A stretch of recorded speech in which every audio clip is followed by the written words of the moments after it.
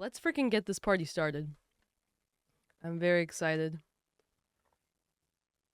I have been very carefully because these books are falling apart. I mean, they're they're very very old. This is the actual stack of them. This isn't even all of them. These are just the ones that I was considering reading for this particular lecture. Um but they are falling apart. This one, every time I open it, it like cracks and I have to read it this far open. That's as far as I can open it. I have to read it like this. And I found out that these really nice sticky notes, like these red ones here where they're kind of see-through on the sticky part, I can never take these out of the book again because it will take the words out. I learned that the freaking hard way. But it's okay. I don't need words. Exactly. These books would have been better with pictures anyway. They would have been kind of graphic. There's some kind of messed up, nasty things that are discussed in these books. Load bearing book staple. Dude, oh man. I did not think that I would ruin them with the sticky notes, so I had to switch them up. Uh their covers though. These these books themselves could bear loads. I don't know. I feel like they could be a weapon. They really knew how to bind books back then. I don't know. So we're by the power of books, we're pretty much gonna just take a time machine to the late 19th century, early 20th century, which were some landmark times in the world of science. My sister is the one who graciously gave me all of these books. I think she had a friend who worked for some book collector, I guess, of some sort, and they were just getting rid of all these old medical texts, and I was like, give me those. I want those. Some are in French. Some of them are really, really smelly. And some of them have really interesting information that I wanted to share with you. One of the books, the first one that I'm gonna show off, is still today regarded as like it's an established account of like the history of our thinking on certain diseases throughout all time. It's really awesome. And then the other books that I'm gonna read are just true time capsules of this post industrialization medicine. It's weird. If you've ever been around when I'm reading like for my like stream science warm up, then you're familiar with Dr. Cabot, who wrote this diagnostic medicine book. And he writes very interesting, somewhat racist and offensive accounts of his patient's clinical history. And he uses interesting vocabulary too. So we're going to see a little bit of that tonight. That's kind of what I was hoping for when I kept these books. The Island of Dr. Cabot. Waiting for Cabot. Oh my god. He kind of started all this. He's very racist against Irish people and Jewish people. And it's well, it's funny to look back on, but it's not. I feel bad when I laugh. But some of the way that these guys write is it's the way that they write, or it's the way that their work is translated, because some of the stuff I'm going to read is from the 1400s, and it can be a little awkward. So even though I've read the passages a million times, I'm going to get tripped up. Warning. And also blanket little trigger warning. There are certain subjects that revolve around death, specifically the death of children. Um, and there's going to be ableist language and animal cruelty. But I will give like a verbal warning before we get into any of that. I'll try to give some warning, and then I'll also I'll put this on the screen somewhere if I'm talking about a particularly triggering subject. Uh and That's not to say that these things might not the subjects might not come up organically, or they might, they could come up in the chat, but if I'm actively reading something that might suck to hear, I'll do my best to give warning, and I'll put this warning on the screen. It not everything that we did in the name of science would be permissible today. I'm going to be covering so many different disciplines, so many different concepts, most of which revolve around medicine.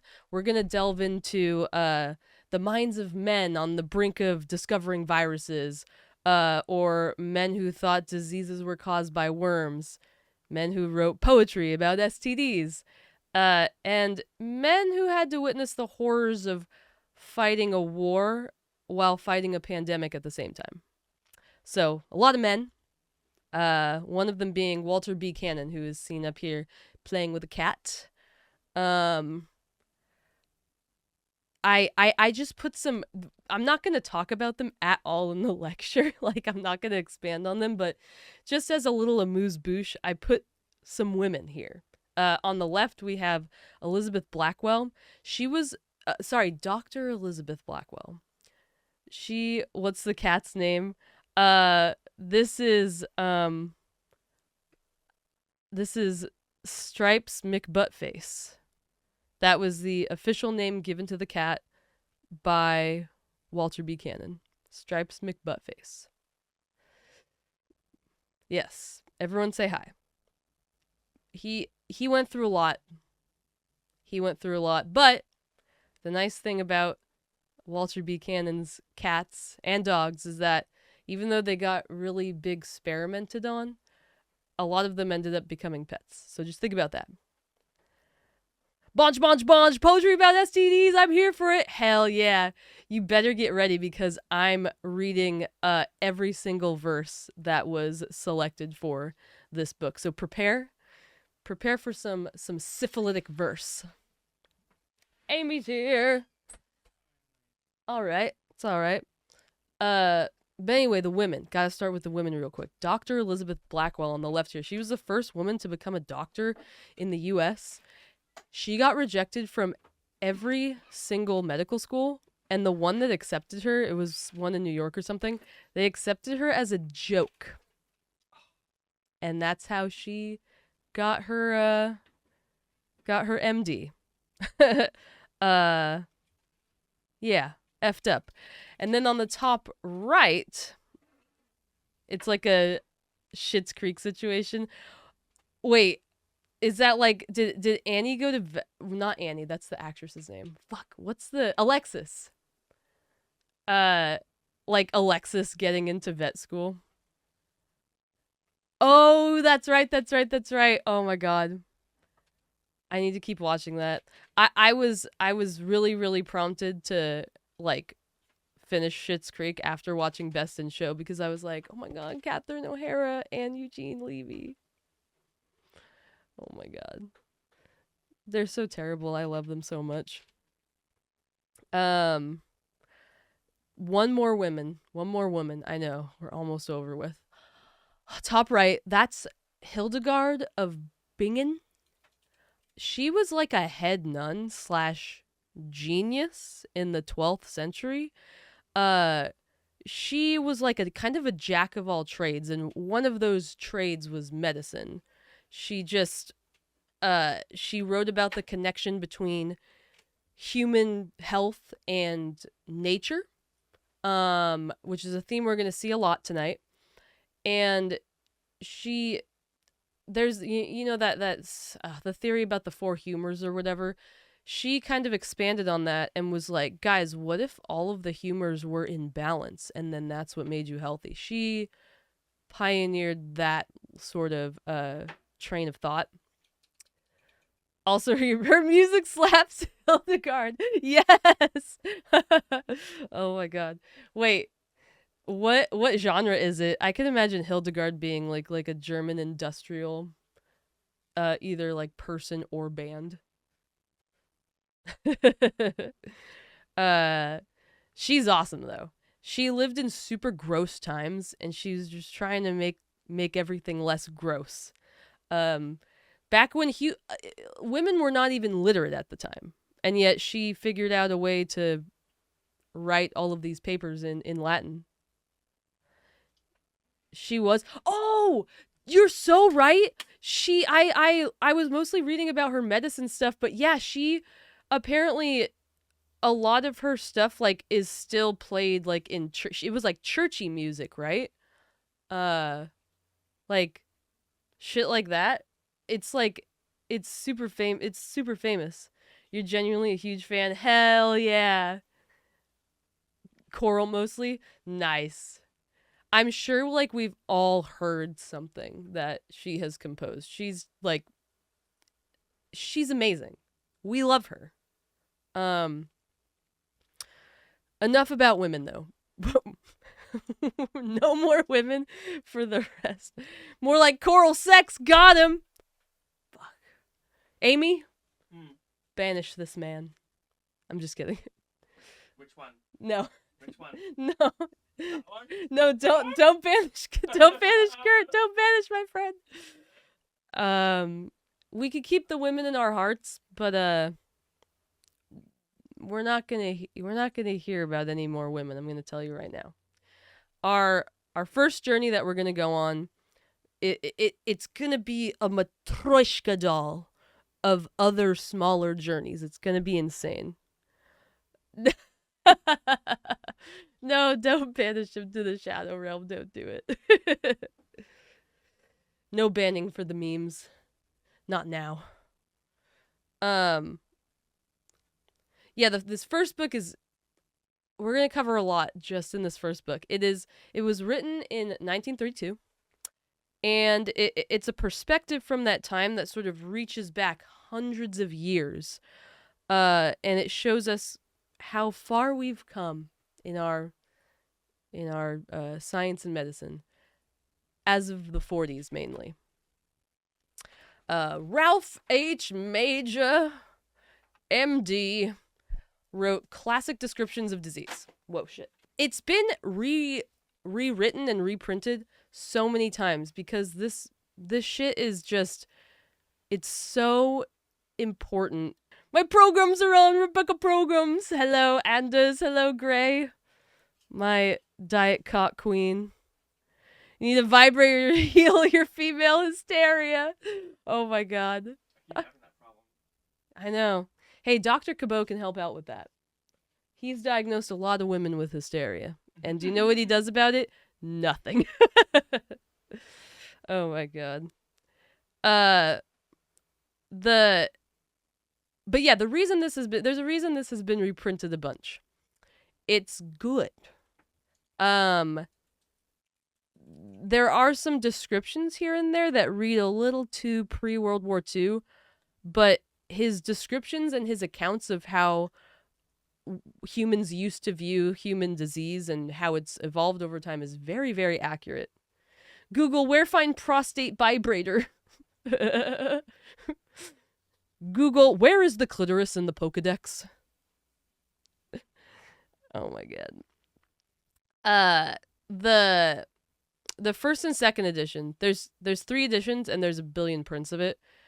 In the first and second edition, they added malaria and yellow fever because yellow fever, that was like the first human virus that was ever discovered in 1901. So that's really the big difference. I don't know why they keep reprinting it, to be honest. I couldn't find like what the hell was different between all of them, but in any case, I have the one that was printed in 1965, so the second most updated. Fever 1793 by Laurie Halse Anderson. Ooh, okay. I'm filing that away. I'm gonna Kindle that shit. First, I know it says Fever 1793, but my brain said Fahrenheit 451. I'm interested because yeah, that's a cool one. It was the first virus ever discovered was in 1892. It was tobacco mosaic virus, which of course is a plant virus. But yellow fever, that's a human one. That's the one we care about.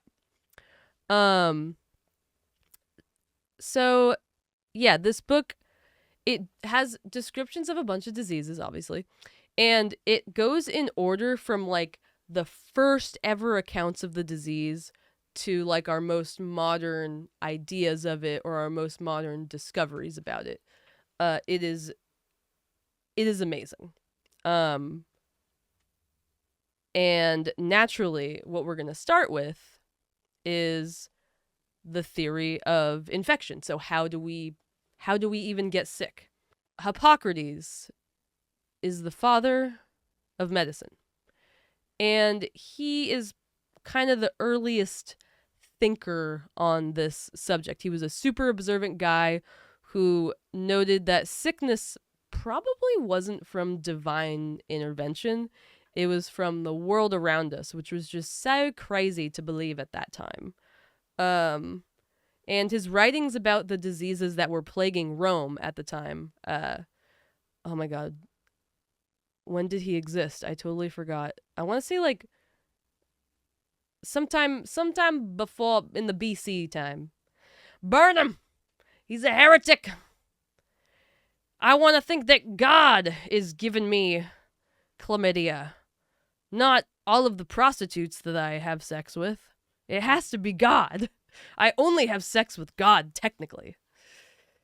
Oh my god. But the diseases that he describes, we can look back and be like, oh, that's this. Like, he was very, like, insanely forward-thinking on all of this stuff.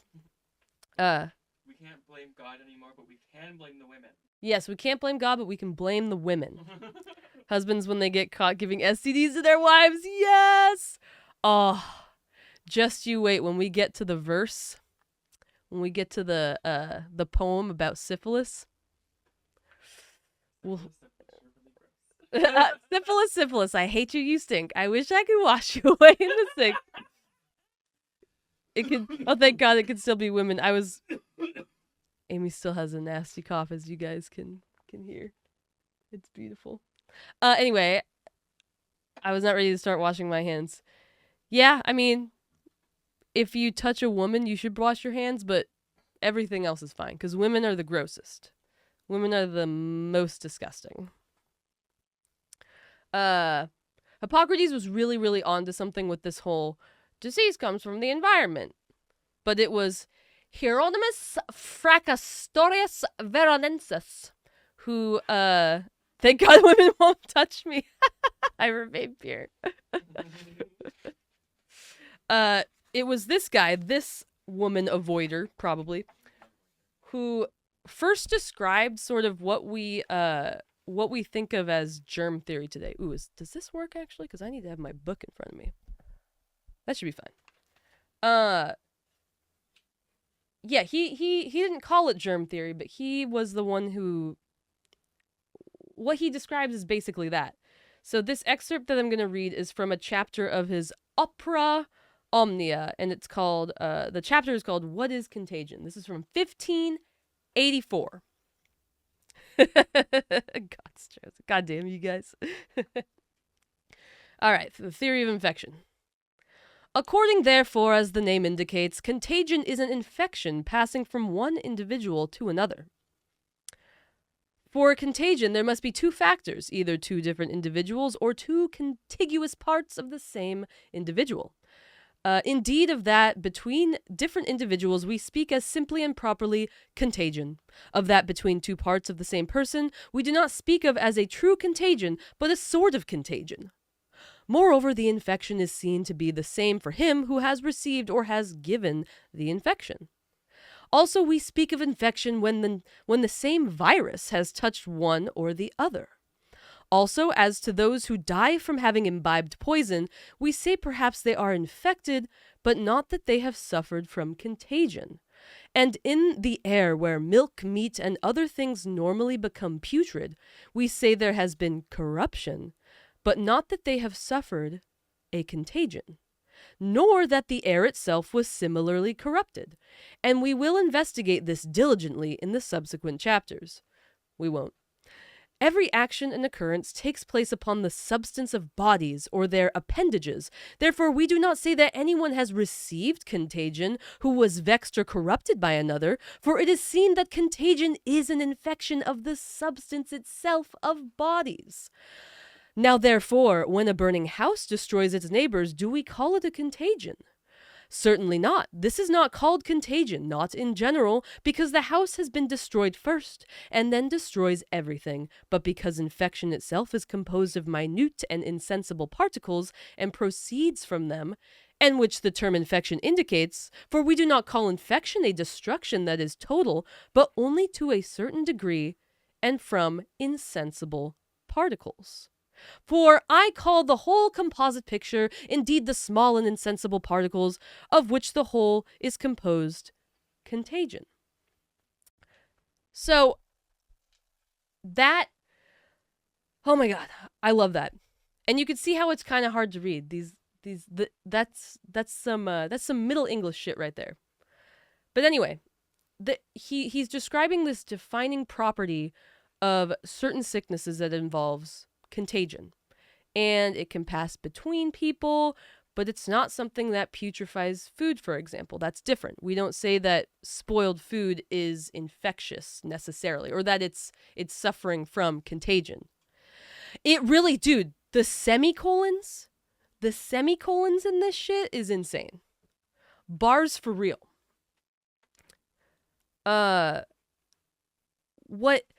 What's also interesting here, like the way he writes is insane, but this was kind of what I was talking about earlier, where we have the use of words, we say them, words are different to us now. Because he said the word virus, but he's not actually talking about what we think of as a virus. This was translated from Latin, and in Latin, virus just means venom. And it means something else too, or it means the pus from wounds. So he's not really talking about a virus, because we didn't discover viruses until 1892. So that's like 300 years after this guy is thinking about germs, and not even calling them germs. Identifying contagion as something that attacks like our parts, our components, is also very astute. Like, they attack our components rather than like a fire that kind of destroys everything. That is approaching something very important, because viruses tend to attack specific cells in our body. This is truly the making of like a benchmark in medicine. It's really getting there. He makes further observations in chapter 2 concerning the fundamental differences of contagions. If I could read this as a rap, that would be so funny, because it's just one sentence basically. All right. The fundamental differences of all contagions are seen to be 3 in number. Who's bonking me? Those only by contact and leaving fomites by which they are contagious, such as scabies, phthisis, itch, baldness, elephantiasis, and others of this sort, I call fomites. Clothing, screens, and other things, healthy themselves but apt to conserve the first seeds of infection, and to which not only by contact, not only by fomites, but which transfer infection at a distance, such as pestilential fevers and phthisis, and certain ophthalmia and other exanthemata, which are called variola and the like. That was basically one sentence. And these are seen to follow a certain rule. Those which produce contagion from a distance are accustomed to infect both by fomites and by contact. Those which are contagious through fomites are also contagious by contact. At a distance, All are not contagious, but all are by contact. Thus, it is most simple that we occupy ourselves with studying first that contagion, which infects solely by contact, and its cause inquiring in what manner it takes place of and what origin, soon then studying other questions so that we may see whether there be any character common to all or differing in certain instances, and what characteristic each one may have. Bro, Christ on a cranberry, dude. I'm not going near any bald men, at least not without peach schnapps. Damn! Damn, Mom. You and Gray going after the bald guys. You know, you're an ally, Mom, because at least you know with the peach schnapps you'll be able to get through talking to them. DJ Venereal Uncle. Yeah, be careful, guys. Be careful of baldness. That sentence was just yikes. It will protect you, yes. It's the only way to prevent the blight of baldness. Oh my god. Oh no! Oh yeah, we're all discriminating against Kurt right now. Be careful. I'll ban you. I'll ban you if you hurt my friend. I would not look good bald. I have nothing against bald. Yeah, you don't want... Some people can rock it, but yeah, Mom, you would look freakish. You would look freakish as a bald. I agree with that statement. I agree with that. Look too much like a skinhead with your head shaved.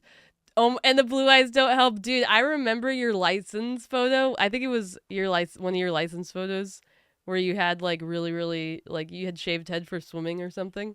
Yuck.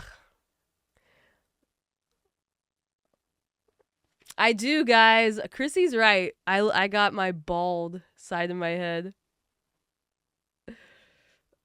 They gotta do a double take. You have flatheads. You literally can't go bald.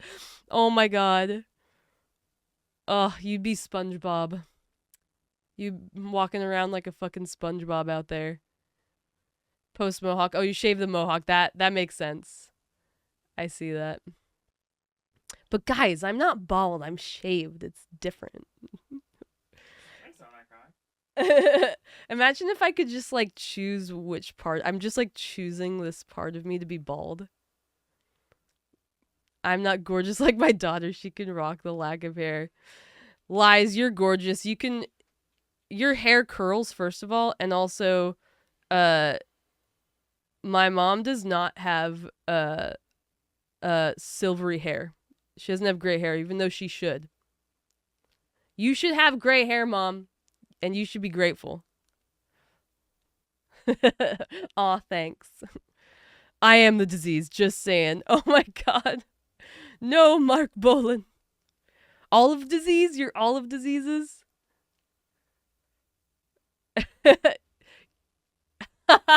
Calling out for old. Hey, you're calling me out for calling her out for old. And I don't appreciate... No, I'm just kidding. So... What I just read, the two sentences, the bajillions words, two sentences, he's touching on how disease spreads. Which again, we really thought it was God. This is like the late 16th century. We were still on that God shit. It is your uncle, so you know. Oh man, if you know, you know. But you know what I always have to say is that guys who go bald, like there's this whole thing about like, and this is like a straight people thing, this is a very hetero thing, like women are like not into guys who are bald or balding, but they're also into like super manly men. And it's like, guess what? Men who go bald are actually technically like the manliest of them all because they have higher circulating levels of the strongest androgen ever. So So I always need to point that out. Picard is the manliest. This is true. This is true. That is a great example. You're afflicted with the disease of the flesh, Gooner. Oh my god. It's true. It's terminal. It's terminal too. I know you guys know what fomites are, or you've heard that word because we just lived through a pandemic, and I feel like I heard that word a lot. Fomites is just an inanimate object that can transmit infectious material, like keyboards and doorknobs and stuff like that. Fomites.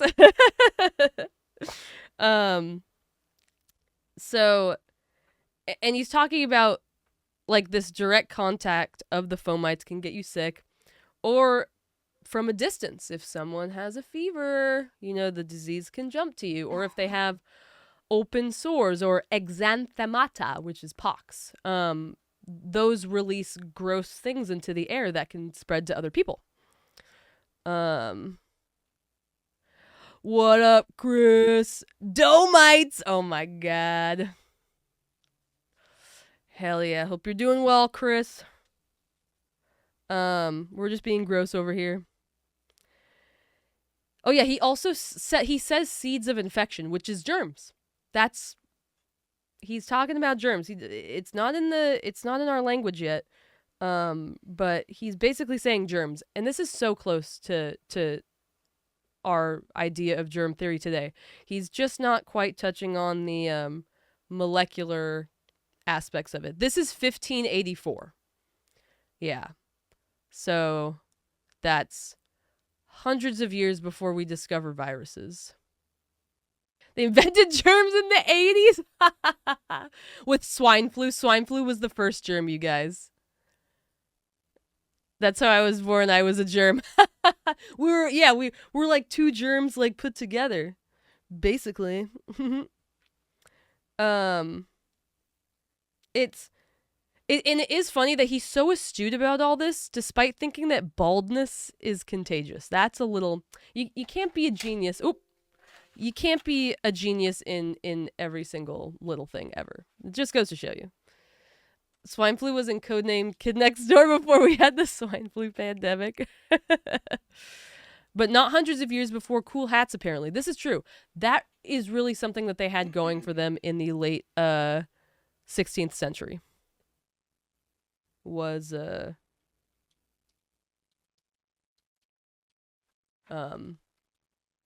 those funny hats.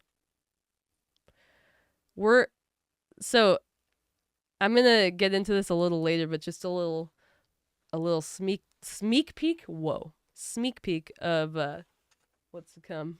I guess they didn't know about genes, so everything was an illness and not genetic. Maybe that's exactly it. Like that's why his germ theory is like not quite actual germ theory. He's really just missing like the molecular aspect of it. I don't think they really knew what bacteria was at the time, because the microscope wasn't invented until the like mid 17th century. So he's probably 100 years away from that. You got an ad for the app where you bet on war crimes? No! Ugh, I hate that. I'm sorry. I wish all of my ads were just for pizza places.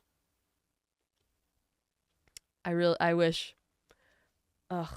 At least it was. Oh god, I hope people don't get ice ads on my stream.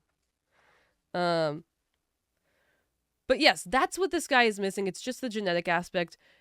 He's a little stupid for thinking baldness is contagious, but he did literally coin the word syphilis. And syphilis is That's our Mr. Syphilis. That's our Mr. Syphilis. So we're gonna have some fun times with syphilis in a little bit. But we're gonna jump ahead 100 or so years to see what another genius has to say about infectious diseases.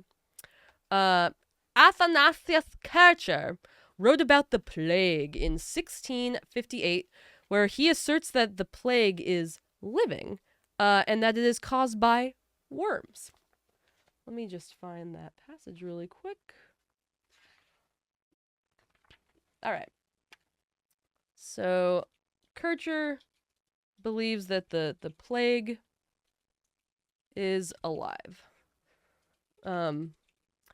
For these worms are the propagators of the plague, so small, so fine and subtle that they elude all discernment by any sense, and also are perceived only with a most excellent microscope. You may call them atoms. Indeed, similarly, they multiply in such numbers that they cannot be counted. These thus are conceived and generated from putrefaction, thus are extruded easily by all openings and pores of the body with the sweaty exhalations.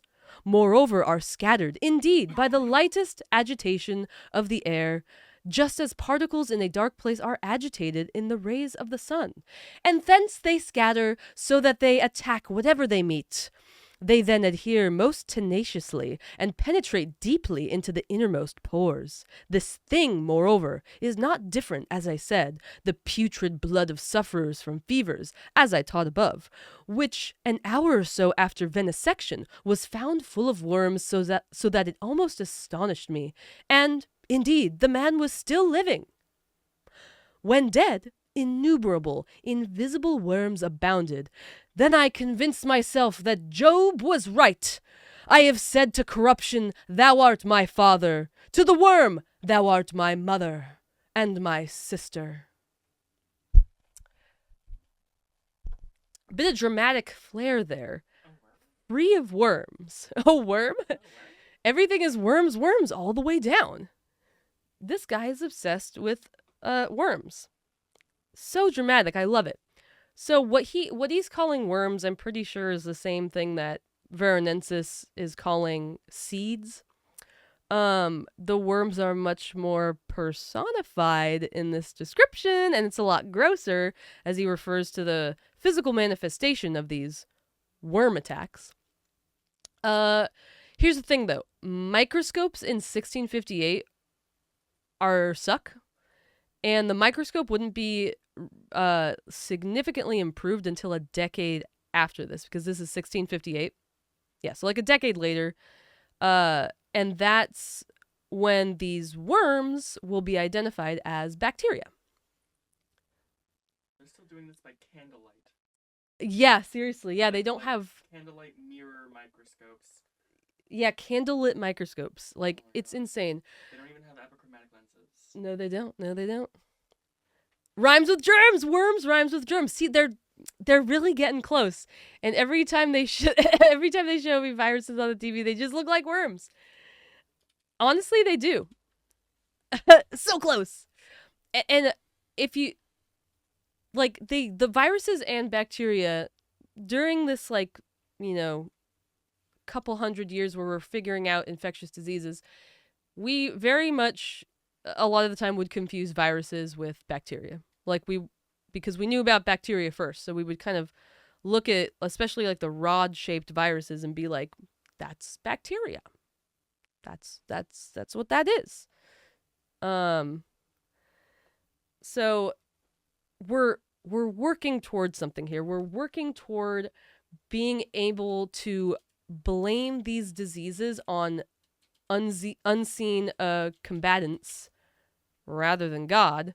But it won't be until over 100 years later that the word germ actually enters the English language as a term for a disease causer rather than like the actual seed of a bud of a plant. Seed of a bud of a plant. Seed of a bud of a plant. Finally, guys. I'm looking forward to this. A disease that was very near and dear to the hearts and groins of many men back then was syphilis. Yeah, germ from a plant came first. I think it probably came from Latin, if I remember correctly. And it even when the word germ came into English, it referred for... No, you're perfect. You're perfect. That's exactly what I was talking about. Germ described a plant first, and then we kind of reappropriated it to describe agents of disease. Exactly like germinate, yeah. Oh, I love it. Place. Whoa, Peyton, what's up? Thanks for the follow. I don't know why, but I read your name as Peyton Louis Pasteur. I really got infectious disease on the mind right now. Um. So this disease was so like people at the time. So this is late 15th century. 1498 is the time period that we're going to be reading from. The scientist was so like obsessed with syphilis. He was also a scholar that he wrote a poem about it. And the poem is considered like an important work in medicine and science. Imagine imagine you want to research something like Ozempic or something, and you go to NCBI and all of the scientific papers are written in verse. I would love that. If I'm being honest, I would love that. That would be so sick. But anyway, Francisco Lopez de Villalobos is our poet in question. He was a Spanish dude who he was a doctor, and he grew so bored of being the physician to who was it? King Ferdinand and King Charles I and Emperor Carlos V, who was the same as the other Charles. He got bored of that, and he wanted to follow his heart and be more literary. He was a scientist who did study syphilis, but he was a poet at heart. I'm just going to read a little bit about him. The Tratado sobre las Pestiferas Bubas is syphilis, of Francisco Lopez de Villalobos, which was printed at Salamanca in 1498, was the first treatise on syphilis to appear in Spain, and one of the earliest in all Europe. I'm going to skip the boring parts here. In his later years, he devoted himself almost exclusively to literature and achieved great reputation in his native land. His Tratado sobre las Pestiferas Bubas was written in verse in the Castilian tongue because, as the author remarks in the preface, the physicians of these domains being little familiar with Greek and Latin, the common tongue will popularize more easily the knowledge of scientific works. So hell yeah, Bubas. It's I think it's a reference to the sores that Bubas. It's the sores that are associated with the bubonic plague. Yes, el plague de Bubas. So I'm reading all of these verses, guys. I don't even care. I'm reading them all. There's 10 of them. They're not crazy long, but I'm obsessed with it, and I'm gonna read all of them. So keep in mind it's a really good translation from Castilian. So let's get into it. Here's the first one. What time ruled those princes wise and glorious? How great and loved and how allied is here no need to tell. Blessed of God and made by him so victorious, in the blazon of their power so notorious. The kings Don Fernando and Donna Isabella, through all the whole universe their fame was now spread. Where men and laws are found, and aught of culture springs, now all of blighting arrogance was captive led. At this time all their land in peace was swayed, all tyrants were destroyed, whether vassals or kings. Okay, so the first thing, of course, we have to do is blow a little bit of sunshine up King Ferdinand and Queen Isabella's butthole. He's going to do that even more in the next verses, but this first verse is basically saying no one is safe. No one is safe from this plight. All right, here we go. Even thus as they dwelt in fair and stately show, in which they continue wherever they are found, having God for their aid and the people's love also, with great store of blessings in the world below, and far more of promise in the realms beyond. Being then in Madrid at that time and season, for new kind of sin, as soon we shall relate, there came forth from God a general malesion, that fell on all the land, each province and nation, all countries we know, or where we penetrate. It was pestilence ne'er to be found at all, in verse or in prose, in science or in story. So evil and perverse and cruel past control, exceedingly contagious, and in filth so prodigal.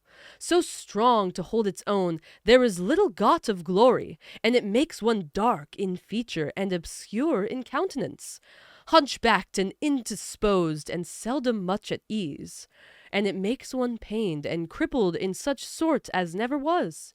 A scoundrel sort of thing, which also doth commence in the rascaliest of place that a man has. Okay then. Sorry, I gotta take that off. This is about syphilis, yes. This is the first treatise about syphilis in Spain.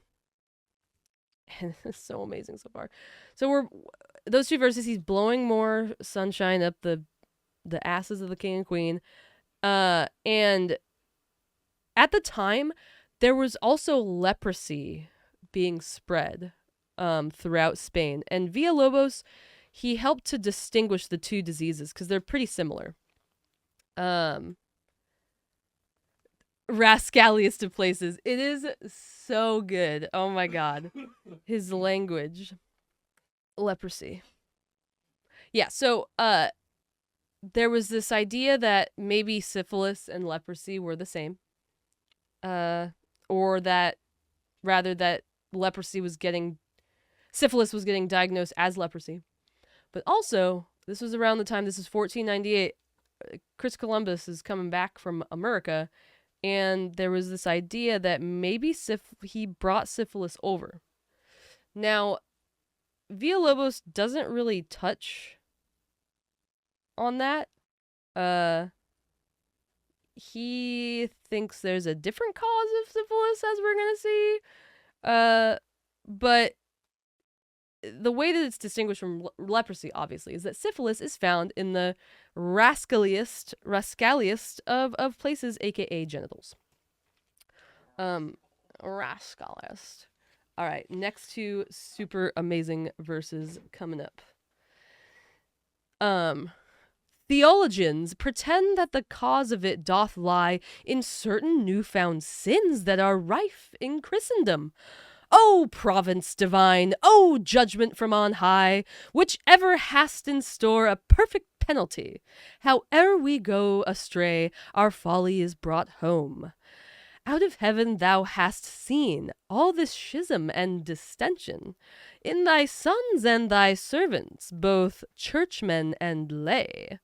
How far mere opinion's sake and the lust of contention, with shrewd swelling taunts and vehement intention, they make appeal to arms in disorderly array. But some luxury, and all of wanton sense, to which the world is given do refer the same. The ailment, they say, is a just and proper sentence. According to the sin, so is the repentance. And the part that suffers most is the part most to blame. And this seems born out of a passage in Scripture. Chapter 12, Genesis, where we read of Egypt's king, Pharaoh, engrossed by excellence of feature. In Sarah, God struck him in this nature, with this same disease or some such other thing. Okay, holy shit. So, oh my god. He's calling out religious dorks and being like, hey, if you believe that it's sin leading to syphilis, then why are all of y'all dying from it? Bitch. And then he accuses an Egyptian king from the Bible of dying from syphilis. I mean, this guy is truly unstoppable. He's like, skill issue. Yeah, skill issue. Seriously, skill issue on all these motherfuckers. And also just, this is art, you guys. According to the sin so is the repentance, and the part that suffers is the part most to blame. Your dick. And Bajeen. So good. What were you doing at the devil's sacrament? Sinfulness! Exactly. Amazing. Amazing, this guy. Yeah, just he's calling out religious people, but he has some ideas of his own that are, let's just say it takes one to fucking know one. All right, next verse. Astrologers say by their computation, it is due to conjunction of Saturn and Mars.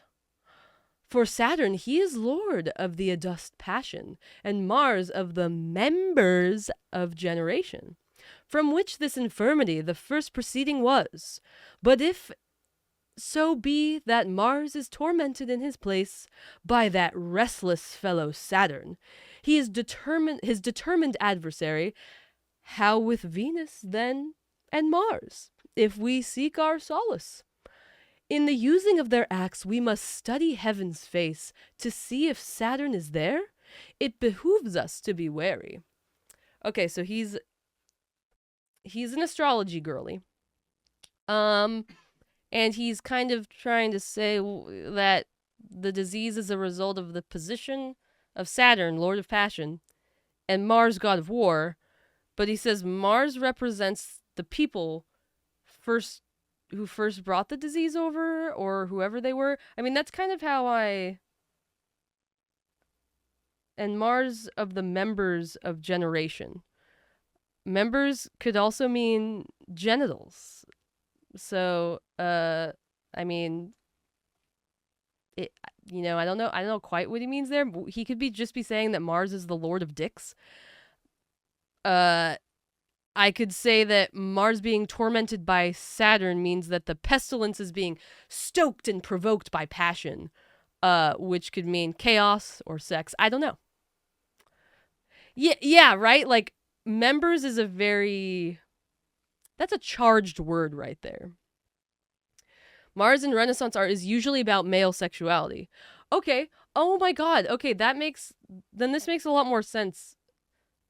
Then yeah, I think it is like the positions of the planets. It's like he's trying to say that Mars is stoking with his passion the sexual feelings of men.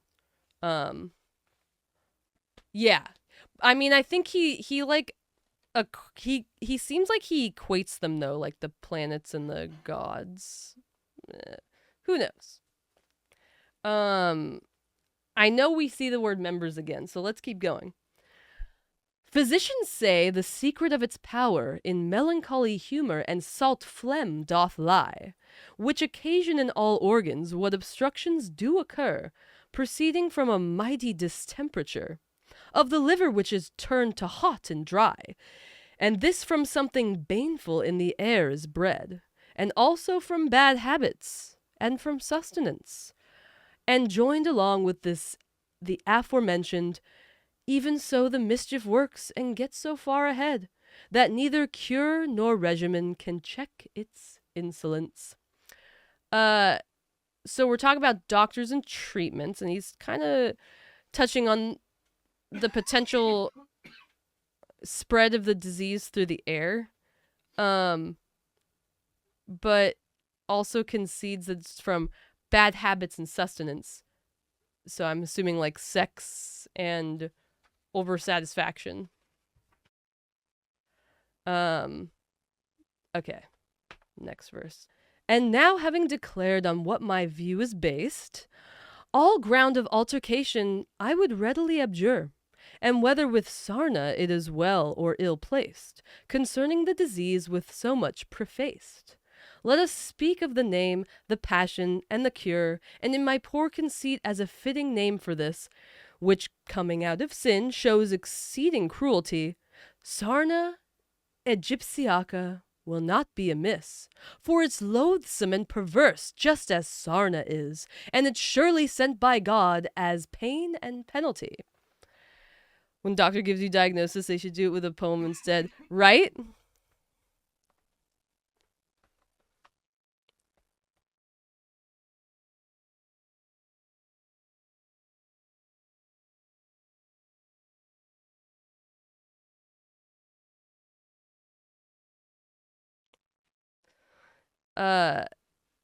he comes up with a name for it.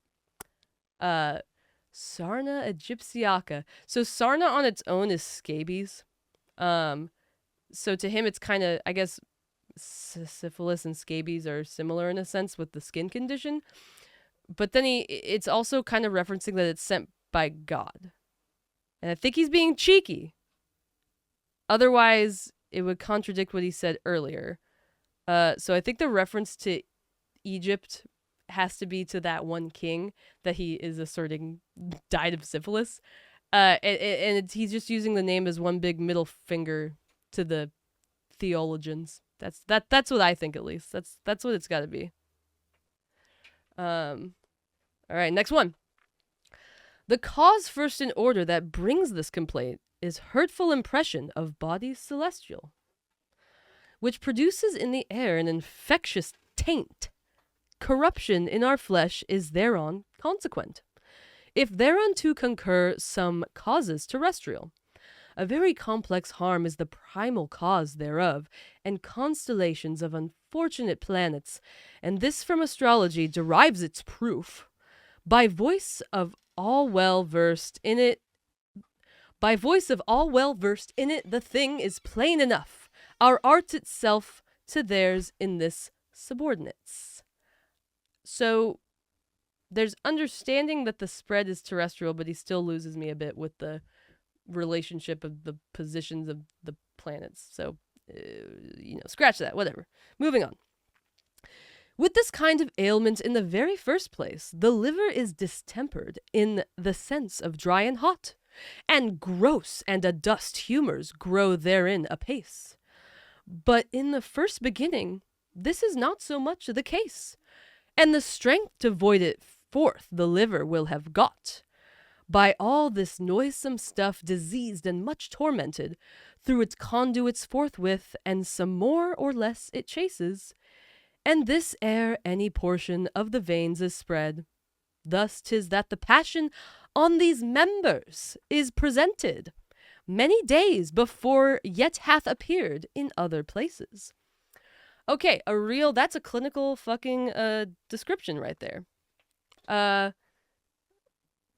He's referring to genitals here with members, obviously. He observes that the symptoms arise in the members, in the dick, before it arises in the liver. So, hell yeah. The rest of this is good, but I like that. I like a good clinical description. You know what I mean? I like a good tell me the physiology. All right, we're now on the last verse. I know I'm going to go into an ad, though. I kind of want to just, wait it out. Let's read the very last verse of this wonderful piece of art and science. If something shall seem needed of a character more fine and stronger than the last, take both the arsenics, and bring yellow sulphur, with which you will combine the black hellebore and the resin of pine. All of these in the like proportion you mix with garlic ash rub, and after you will add some incense and myrrh, aloes and negia. Hog's lard and killed quicksilver next should be had, and oil, juice of lemon, or cider instead. Make your ointment and lay it upon the pustilla. That's free fucking medical advice right there. Just for free. Straight potion seller, literally. He has given us the strongest potions right here. Arsenic, just arsenic, some plants, and some mercury. Perfect. Cured. I am cured of syphilis now. I am obsessed with that. I'm obsessed. I think all papers should be written like that.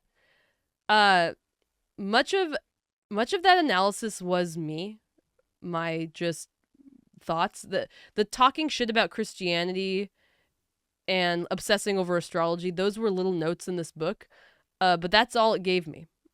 Otherwise, it's just the verses, and I tried to parse some of it, and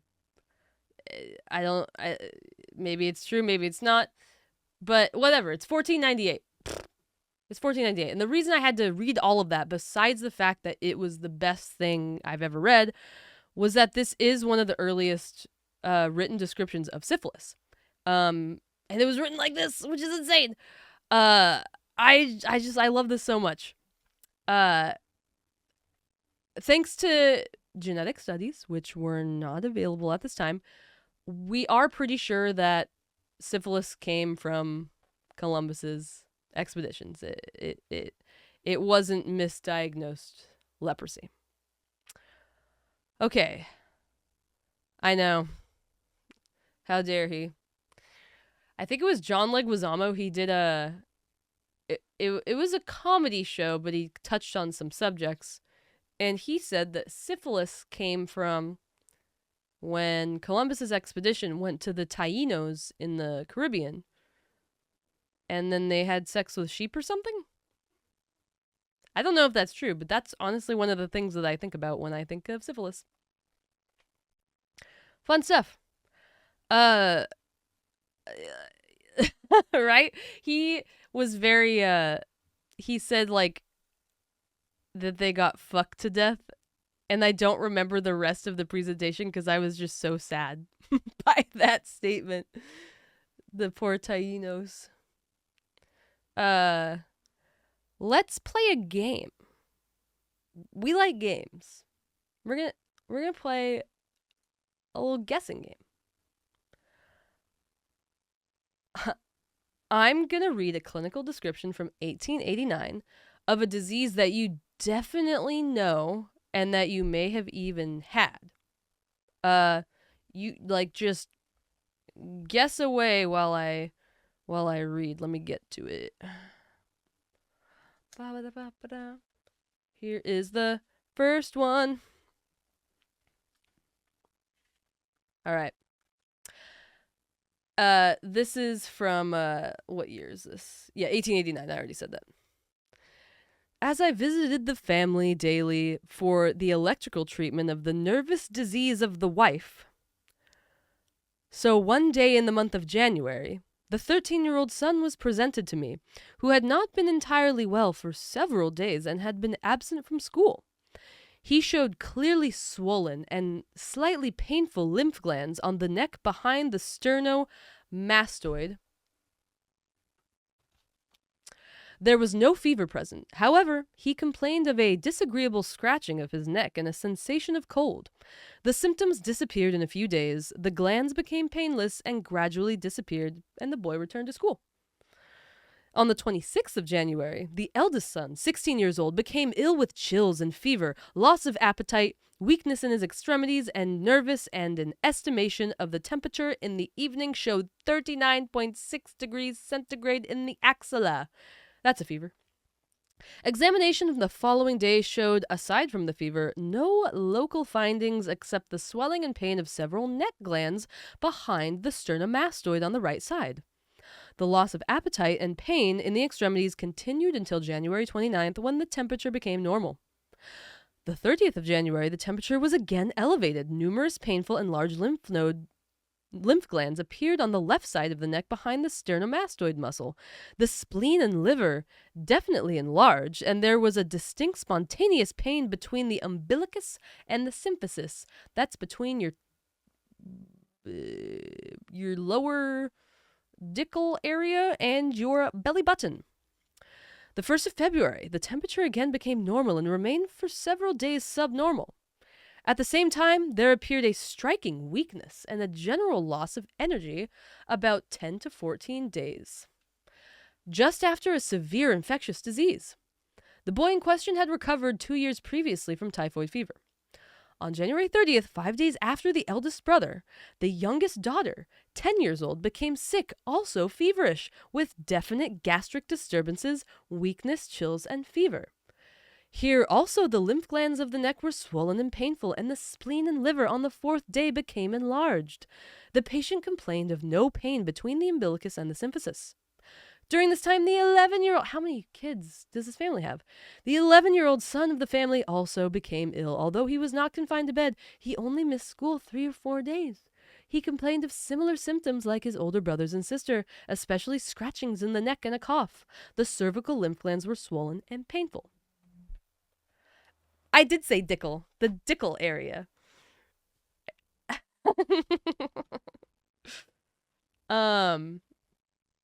So what do we know? We know a bunch of... The whole household got fucking wiped with this disease, whatever it was. There was appetite loss. There was swollen lymph nodes in the neck specifically. That's the biggest clue.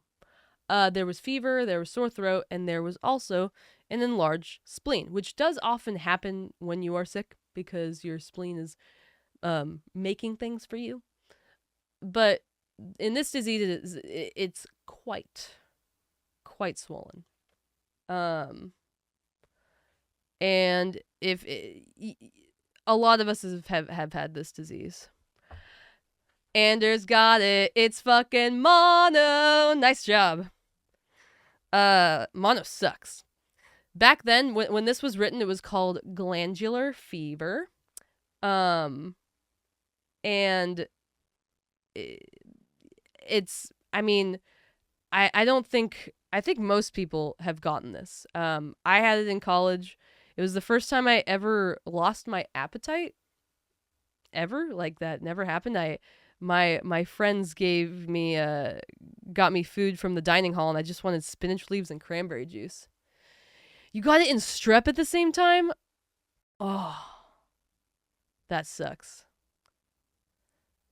Is disease number 2 stereo? That's fucking good. That's fucking good. I had mono and a broken tailbone at the same time.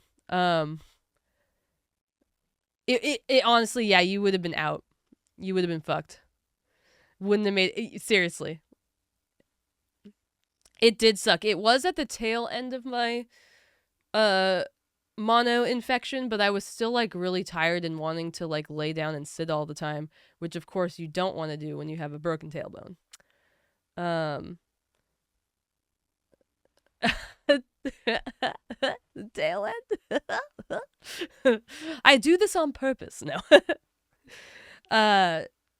When you get mono, you have Epstein-Barr virus for the rest of your life, and it can reignite and make you a little make you just little bouts of fatigue every now and then. All right, let's do one more. Matt gave it away. It is stereo. No, I'm just kidding. You just got it. It was a really good one. I'm gonna call that.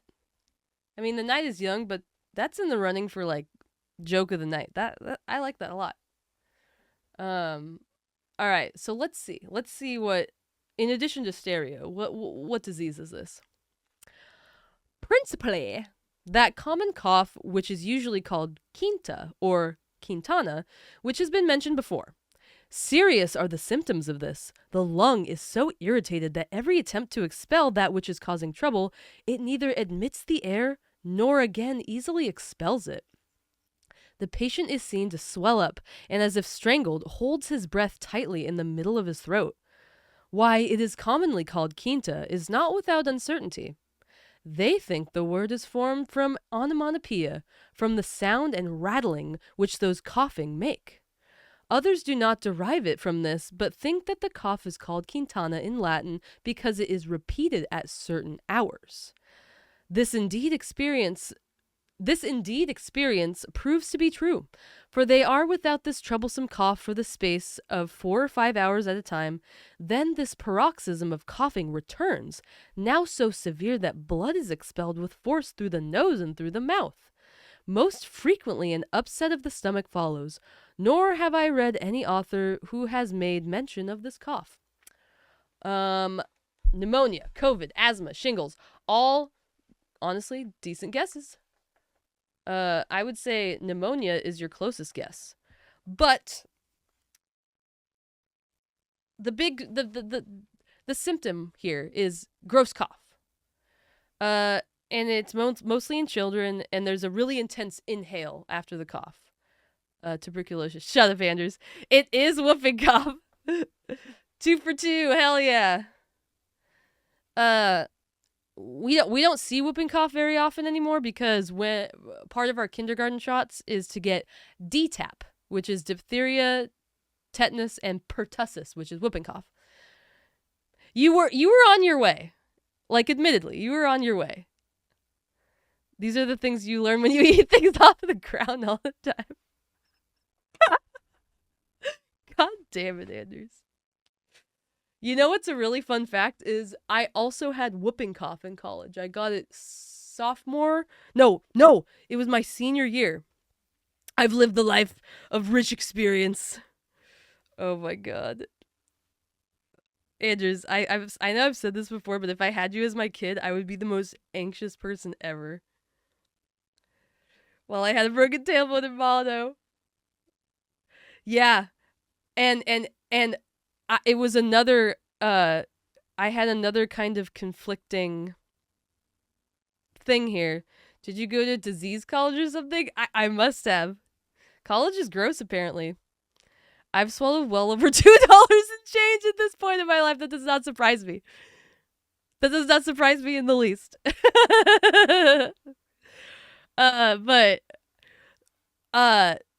So I mentioned you get DTaP. You're supposed to get a booster. I thought I was up on my vaccines, but I might not have gotten the booster, which is Tdap. I might not have done that. Started as a bit where everyone thought I ate change because I did it on accident once. This is the worst thing I've ever heard. I pretend to eat coins, but would sometimes actually just eat them. Which one tastes the best? Yes, everyone bonk Anders, please. 1 bonk per percent. I feel like dimes. Nickels. Automod does not like the word nickels. That was hilarious. I'm gonna bonk him too. We're bonking you. God damn. I can't believe nickels taste the best though. I would have thought dimes for some reason, but me being 9 years old and not finding bonk for dude, me having set this up and like scrolling through my I couldn't find it either. Nickels are the hardiest because of how thick they are. Jesus Christ. I must not have gotten the whooping cough, the Tdap booster, because I got whooping cough. I think my lacrosse team, a lot of people on my lacrosse team got it. I was coughing so hard that I cracked a rib. And then I just have whooping cough and a cracked rib now. That was just my life. Was to have, I still had to cough with a cracked rib.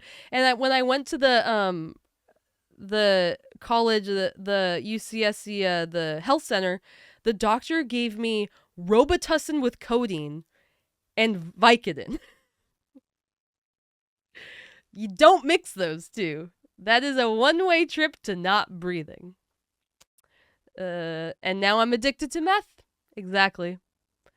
You know, that wasn't public knowledge just yet. So I'm sorry, all of you. You had to find out now that I'm addicted to meth.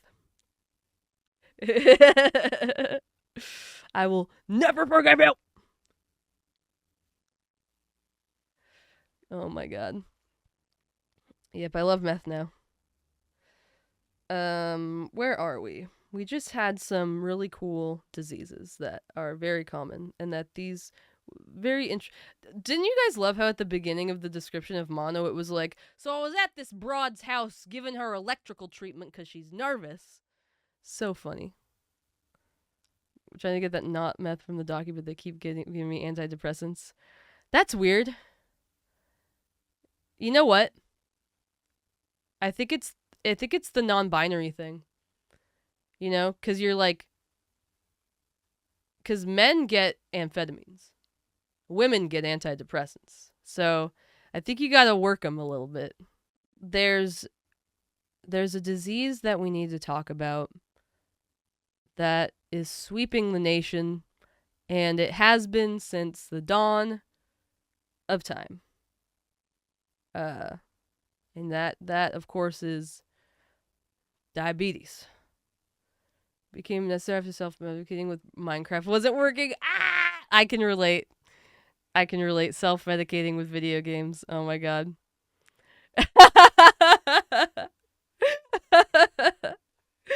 Oh my god.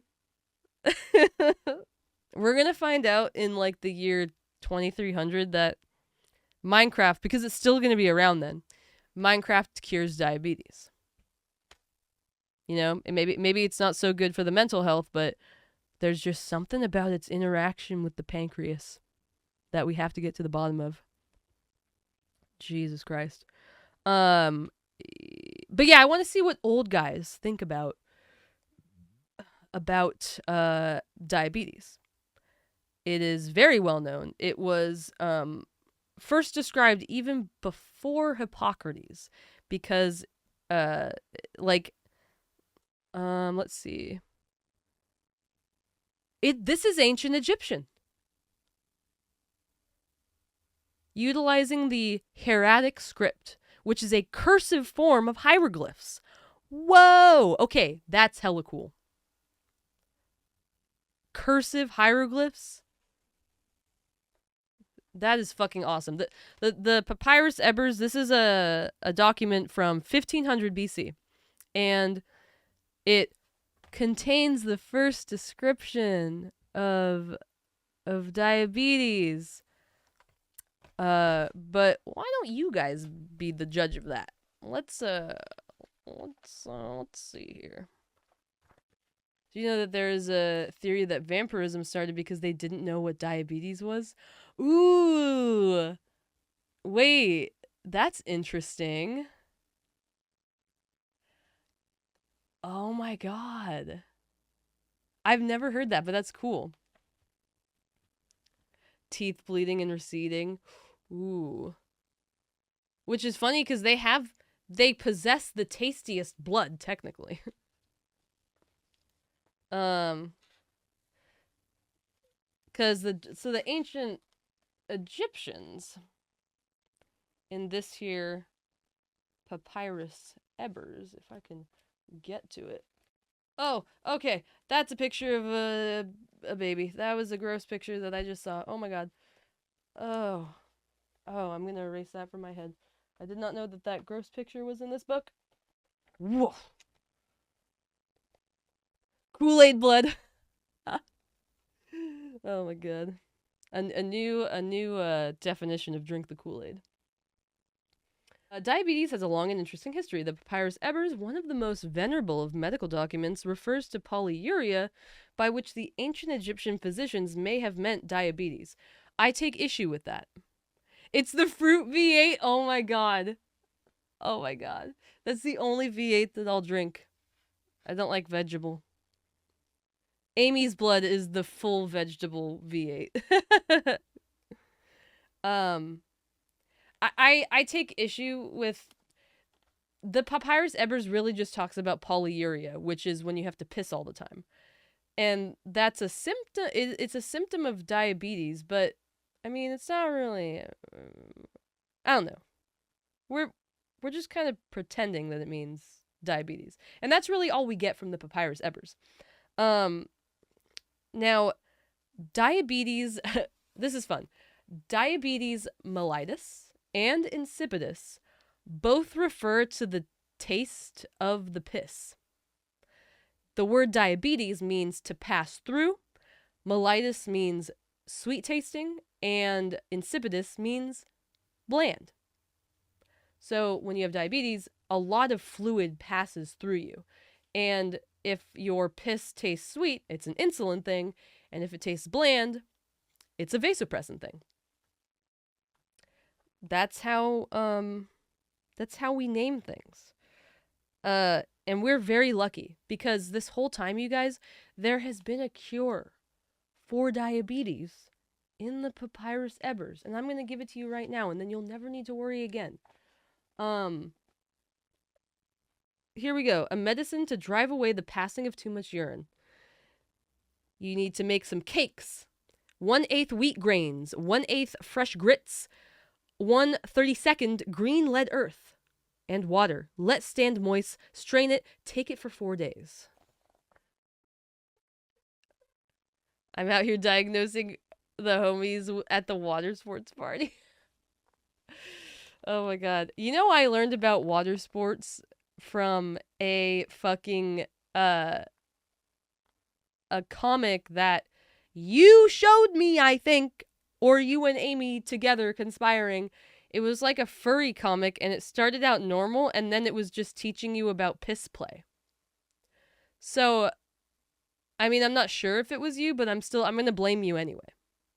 I'm going to blame you anyway for the fact that I know what you mean by water sports. Yeah.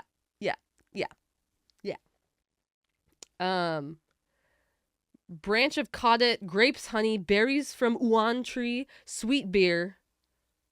Cook, filter, take for 2 days. Sebsten, wheat grains, green lead earth, cakes, water.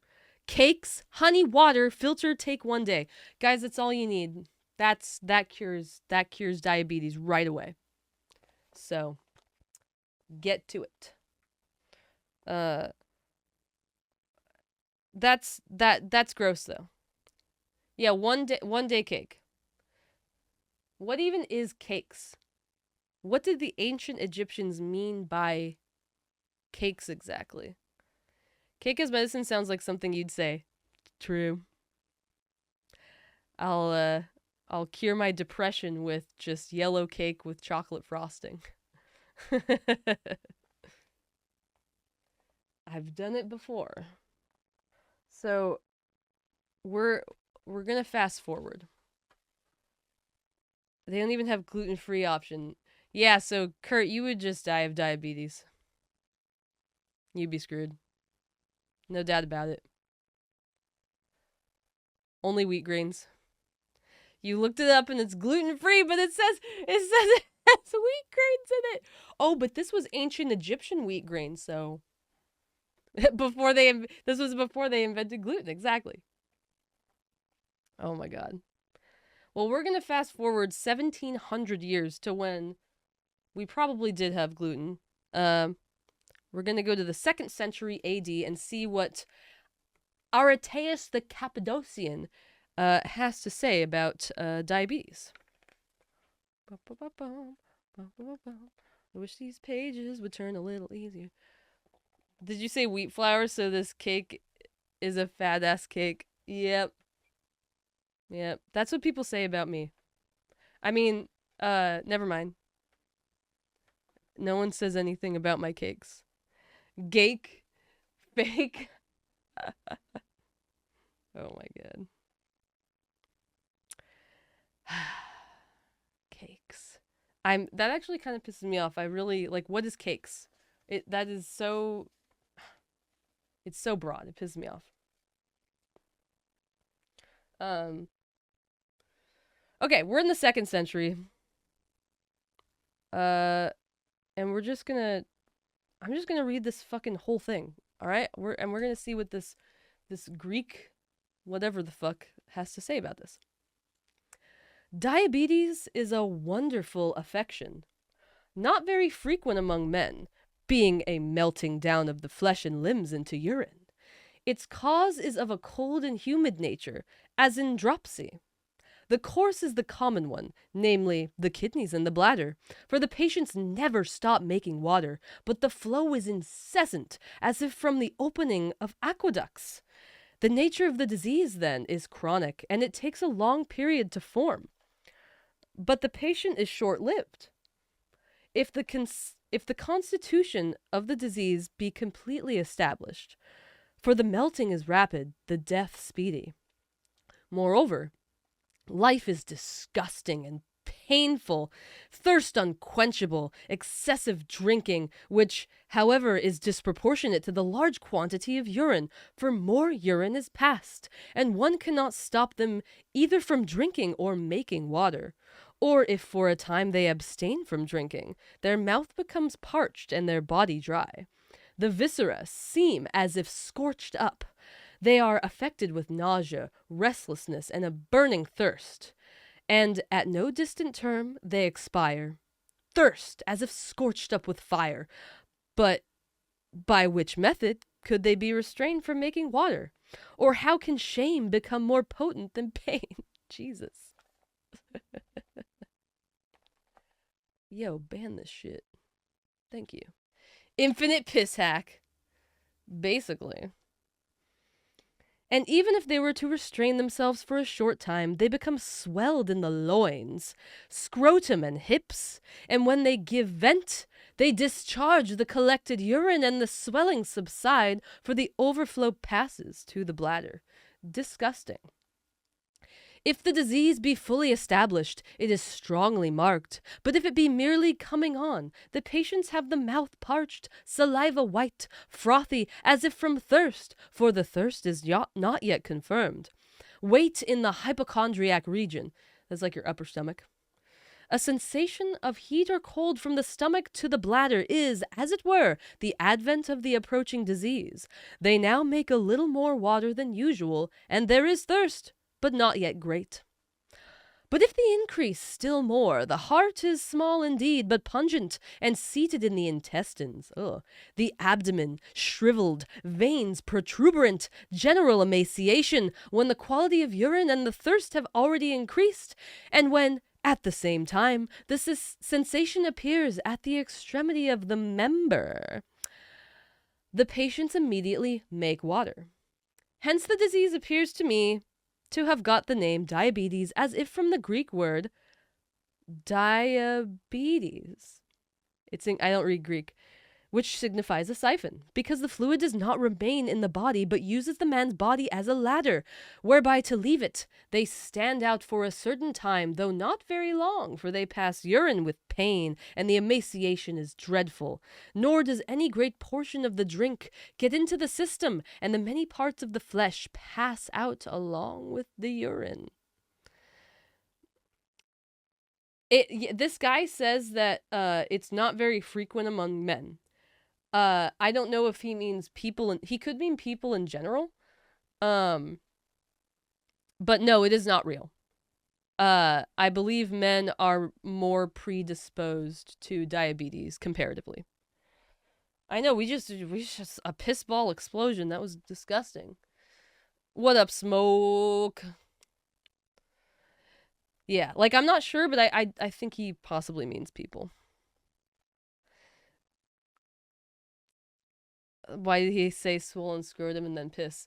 So, we only care about men. I think also.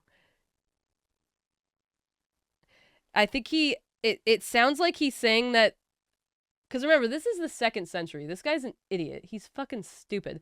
I think he's trying to say that when you have diabetes, there's so much water inside of you, because you're always passing water, but you're also always, like, making more water, that it, like, you get swollen in the loins and the scrotum and the hips, which is semi-true, because there is a lot of edema or swelling in diabetes, usually in the extremities, which I think he did mention. But yeah, not entirely sure where he's going with the piss balls, but possibly something like that.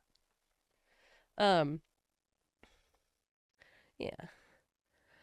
The cause of it may be that some one of the acute diseases may have terminated in this, and during the crisis the diseases may have left some malignity lurking in the part.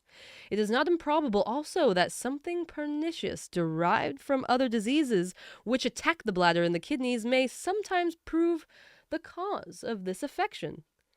But if anyone is bitten by the dipsus, the affection induced by the wound of this nature, for the reptile, the dipsus, if it bite one, kindles up an unquenchable thirst, for they drink copiously not as a remedy for the thirst, but so as to produce repletion of the bowels by the insatiable desire of drink. But if one be pained by the distension of the bowels, and the feel uncomfortable, and abstain from drink for a little, he again drinks copiously from thirst, and thus the evils alternate, for the thirst and the drink conspire together. Others do not pass urine, nor is there any relief from what is drank. Wherefore, what is from insatiable thirst and overflow of liquids and distension of the belly, the patients have suddenly burst. Okay, I know I just read a lot, and there is so much to unpack there. There's some fascinating things that he said. He paints such a disgusting version of the disease. It's so gross, but fairly, accurate. Maybe the peas and the balls, not so much, but the most interesting thing here is he compares the disease to the bite of a dipsas, okay? A dipsas is it's a snake that is non-venomous, okay? It's non-venomous. What he's talking about is the dipsas in mythology, which is a snake whose bite is venomous and it causes unquenchable thirst and it steals immortality. I could not tell you why he kind of brings it up as if this is really a thing that happens in real life. Because again, there is a real snake, but it's non-venomous. And dipsas is where we got the word polydipsia, which means unquenchable thirst. It's very confusing. It's very odd, but it's also kind of cool. Like, people back then, like, the mixture of science and observation with mythology is very, very fascinating to me. Ancient people were just really into their lores and shit. Anyway, it's time to go to the OG piss drinker, you guys. Thomas Willis. Oh, the OG piss drinker. This is what he has to say about diabetes, and this was written in 1679. It in no way pleases us that some do assign for the cause of the diabetes the attracting force of the reins. Reins is Middle English or something for kidneys. Because the blood is not drawn to the reins, but driven thither by the motion of the heart. Further, neither doth the serum seem to be drawn or emulged from the blood washing through them, but to be separated, as we have already more clearly shewed, partly by straining and partly by fusion, or a kind of precipitation. Wherefore we believe the diabetes to be rather and more immediately an affection of the blood than of the reins, and to take from thence its origin, for as much as the mass of blood as it were melted, and is too copiously fused into serosity, which easily appears truly from the quantity of the urine, increased into so great immensity, which cannot proceed but from a melting and a consumption of the blood. Wherefore also the remaining blood, its serum, going away so plentifully, become more crass or thick, more apt to be coagulated, as may be argued from the swift working pulse.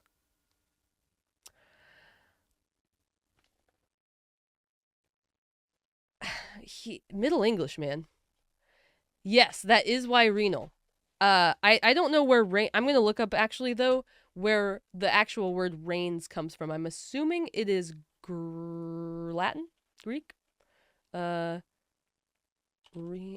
Etymology. It's Latin. I don't know how to pronounce Latin, but renes just means kidney.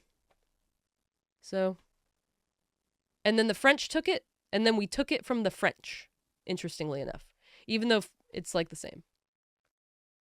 But yeah, we just used to call them the reins, I guess. Latin. So we're moving along here in our idea of diabetes. We're getting a little more anatomical with it. He's trying to figure out what is causing these symptoms of making people really, really thirsty and then piss a lot.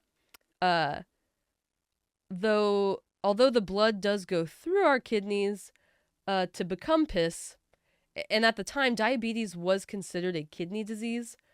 He figured out that it was the blood, because the blood gets, its qualities, its diabetic sugary qualities before it gets to the kidneys. It's not the kidneys that are making the blood like that, basically. And he figured that out. The kidneys were found not guilty of diabetes. Let's see what he thought maybe the cause of diabetes was. So much concerning the formal reasons and causes, to wit, the conjunct and more remote of the disease of the diabetes, as to the evident causes, to wit, the occasions by which the acid juices which excite the fusion to coagulation of the blood are begot in our body.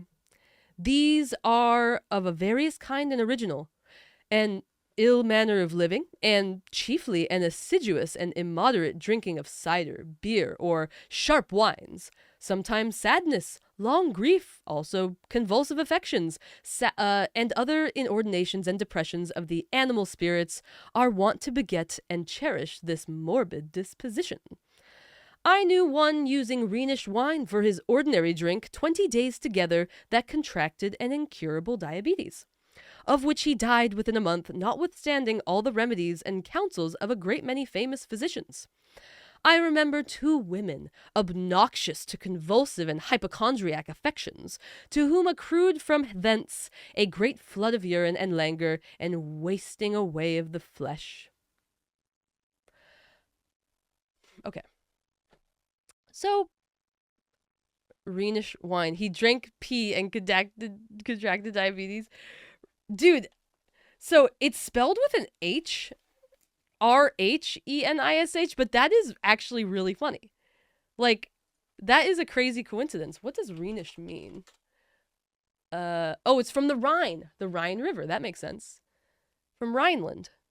Like, even like hearing it, because I'm seeing it written and they're spelled very differently, I wouldn't have noticed it if you didn't point it out.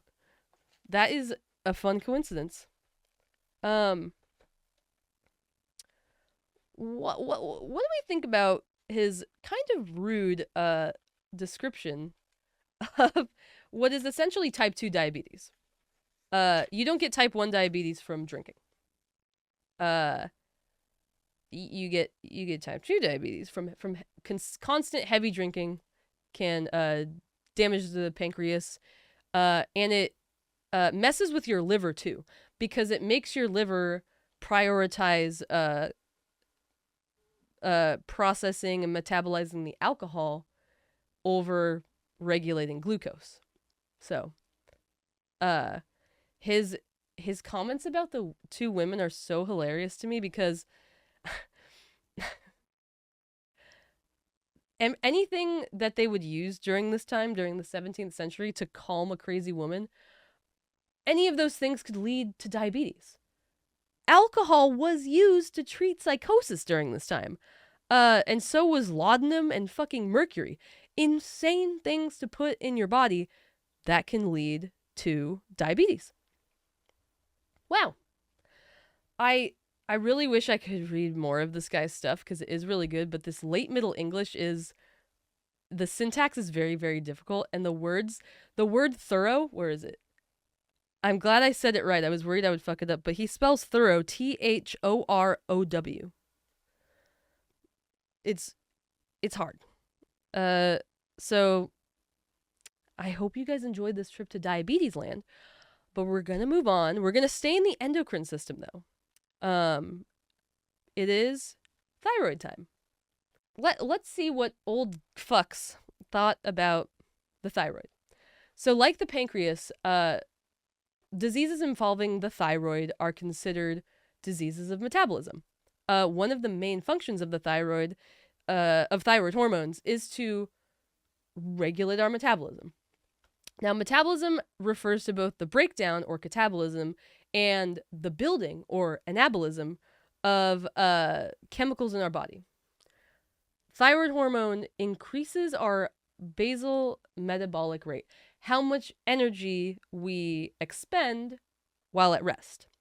And it does this by affecting the breakdown and the building of glucose, the breakdown of fats, and the building of proteins. Those are the specific ways that it affects those macronutrients.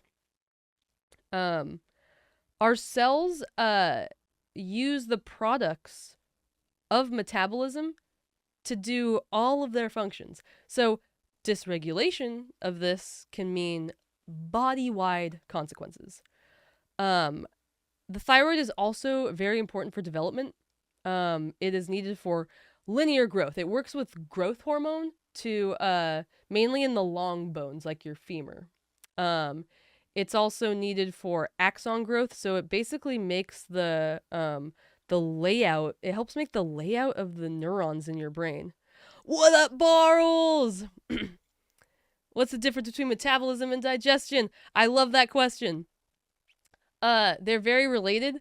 Digestion is specifically when you eat something and it goes through your digestive system, and metabolism is everything else that happens to the food that you eat. So, like, I found it online once, but it was like a visualization of every single metabolic process in the human body, and it was like overwhelming. But yeah, so when I'm with thyroid hormone, it's not affecting digestion because it's not affecting nutrients going down your tubes as much. It's not affecting like the physical breakdown that we see with digestion. It's more affecting like the molecules that come out of it. I hope that cleared it up a little bit. But metabolism is, the thyroid is very important, as you can see. Metabolism, having a balanced metabolism is really important for being alive. And then with the development, you want your neurons to be in the right places. You want to have like a lot of nice connections everywhere. And it's needed to make myelin on your nerves. So myelin is the fat that insulates your nerves, and that is responsible for the super, super fast transmission of signals within your nervous system. Yes, exactly. Yes, the myelin sheaths. Yeah, you got it. And what's it? MS, multiple sclerosis, I believe, is the disease where your body autoimmune attacks the myelin sheaths. So, and that's bad. You want very efficient nerve, impulse transmission in your body. Watch out. Watch out for multiple sclerosis. The last super important thing that the thyroid does is it increases your cardiovascular system's sensitivity to adrenaline. So it makes it kind of that functions to increase your cardiac output. So you're pumping a higher volume of blood out of your heart per pump, and I believe it increases your heart rate as well. Is a scarring of myelin? Yeah, it's I wasn't sure if it was autoimmune or not, but I do know that yeah, it has something to do with the myelin sheaths and nerve impulse. Your mom has it. Dang, it is autoimmune. Okay, thank you.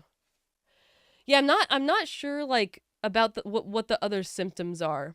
I know there's a lot of pain, and that is also like, if you think about it, you have these nice fatty things insulating your electrical pulses. If that goes away, now you kind of have these errant pulses that are just running rampant a little bit and generating like pain signals basically. But so, and the point of that is to increase the blood flow in your body and increase oxygen as well. So metabolism, development, and the heart. Those are the things that we want to consider when we're looking at cases of thyroid dysfunction. If those effects on the body, any of these sound familiar to you, if maybe I don't know, maybe there's like another hormone that does similar things. Keep that in your back pocket. Keep thinking about it. I'm going to read 2 cases of thyroid dysfunction, described by Thomas Blizzard Curling in 1850. There will be ableist language, and in both cases, a child will succumb to their illness.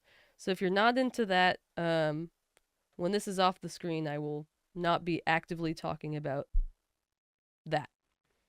Here we go. Case 1. In July 1849, Dr. Little invited me to see a case of what he considered cretinism at the Idiot Asylum at Highgate, and to examine some swellings at the sides of the neck, the nature of which were doubtful, but which had been suspected to be enlargements either of the lobes of the thyroid body or of the lymphatic glands. The inmate was a female child of stunted growth, 10 years of age, and a native of Lancashire. She measured 2 feet 6 inches in height.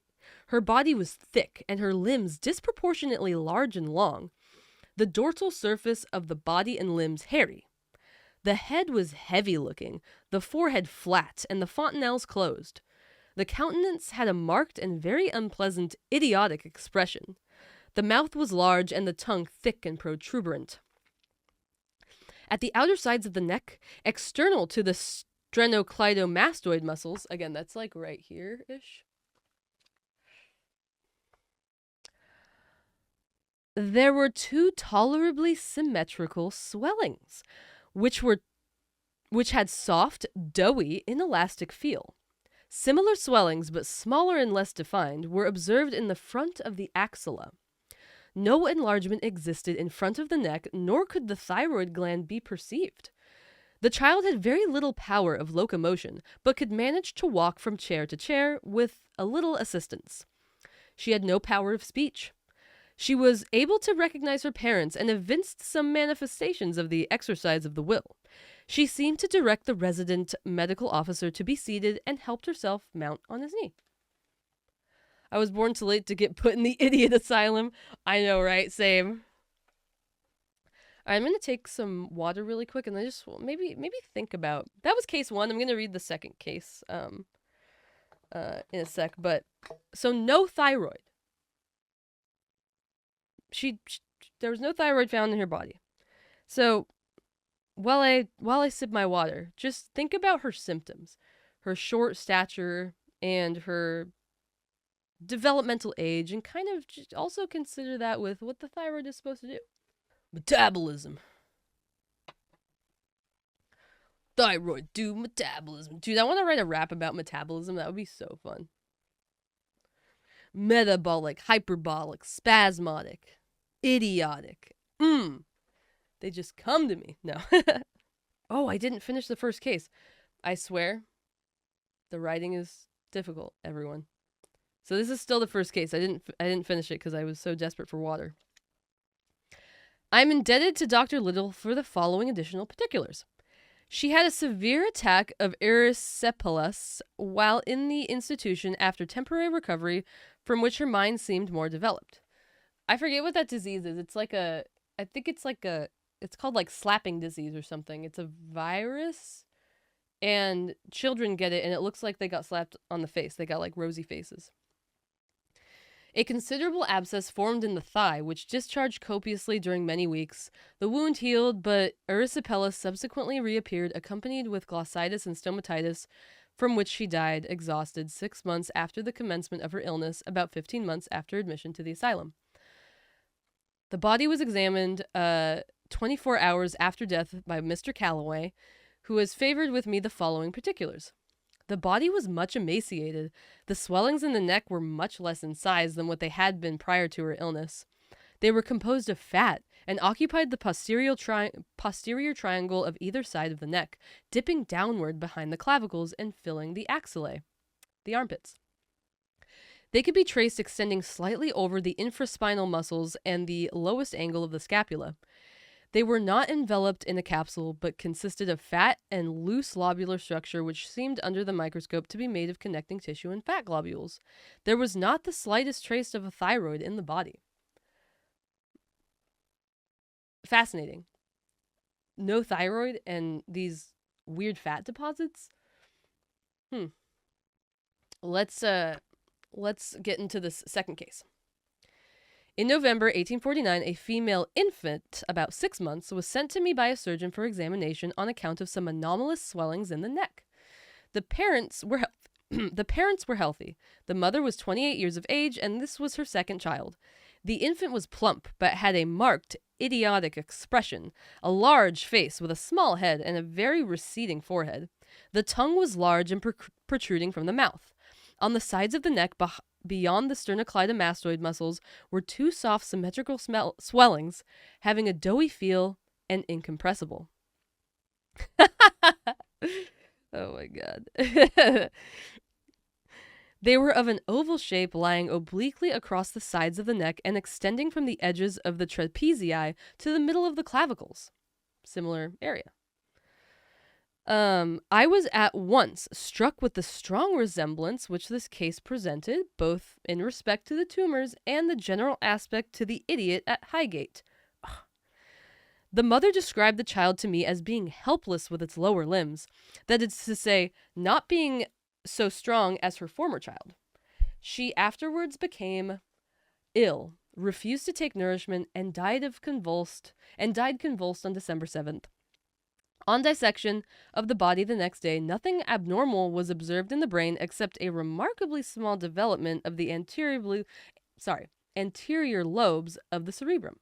A very careful examination was made of the neck, but no thyroid nor trace of this gland could be discovered. The swellings in the neck were found to be consistent of superficial collections of fat tissue without any investigating envelope, and loosely connected to the surrounding parts. I am not acquainted with any case on record in which a deficiency of the thyroid gland has been observed in the human body. But apart from the interest which must attach to the case just related, from their great rarity, the development of adipose tissue forming symmetrical swellings in the neck cannot fail to add to their importance. For it is highly probable that this abnormal secretion of fat was dependent on the absence of those changes which result from the action of the thyroid or on some imperfection, the assimilating processes, consequent on the want of this gland. This sentence, dude. And the facts here detailed may not be without significance directing the researches of future inquirers into the use of this body. In countries where cretinism and bronchocele prevail, it was long supposed that there was some connection between the defective condition of the brain and the hypertrophy of the thyroid. Pathologists have recently been inclined to view the coincidence of these two affections as accidental, or as having no direct relation. In the foregoing cases, we have examples of a directly opposite condition, a defective brain, or cretinism, combined with an entire absence of thyroid, which may be regarded as tending to confirm the more modern opinion respecting the connection between cretinism and bronchocele. Cretinism is not Down syndrome. But cretinism is it's technically offensive. In fact, we don't say cretinism anymore. We're gonna get our vocabulary straight, because he said a couple of things. Instead of cretinism, we call it instead congenital hypothyroidism due to iodine deficiency. It's not as short and snappy as cretinism, but it's less offensive, and it describes more what the disease is, which is that you are born with hypothyroidism. You are born with an underactive thyroid because the person who was pregnant with you did not consume enough iodine. That's what's going on. And iodine is very important because you need it to make thyroid hormone. Look at all those eyes that we need to make there's two different thyroid hormones. So with congenital hypothyroidism, the damage is already done. So the treatment is you just take thyroid hormone pills for the rest of your life. So that's that word. That's what he means by cretinism. The other one, bronchocele, this is actually an interesting coincidence because when we say bronchoscele today, what we mean is a pocket of fluid that forms in the lungs. And oddly enough, I read that it kind of does have to do with like thyroid problems. But who's this Curling? Yeah, what this guy, Dr. Curling, means, he's talking about a goiter. And a goiter is an enlarged thyroid. You can get a goiter whether you have underactive hypothyroidism or overactive hyperthyroidism. For hypo, what's happening is there's negative feedback, right? So if you have low thyroid hormone, that's going to make your pituitary want to release a lot of thyroid stimulating hormone to make more of it. It's basically saying, like, there's not enough thyroid hormone, I'm going to make it happen. But if your thyroid sucks at making thyroid hormone because you don't have a lot of iodine, your brain is still going to release that thyroid stimulating hormone, and it's going to beat the shit out of your thyroid, and it's going to make it turn into a goiter. It's going to make it expand. Hyperthyroidism is a little more obvious. If you have there's an autoimmune condition, I think it's called Graves' disease, where you have these antibodies that are pretending to be thyroid stimulating hormone. They're shacking up with receptors on the thyroid and making it seem like it should be like making a lot of thyroid hormone, and that will obviously make it expand as well. Also pituitary tumor. If you have like a tumor that's just being an asshole and secreting thyroid stimulating hormone. Okay, so those are the words. Let's dig into these cases now, because they are, I mean, they're very sad, but they're very fascinating. Being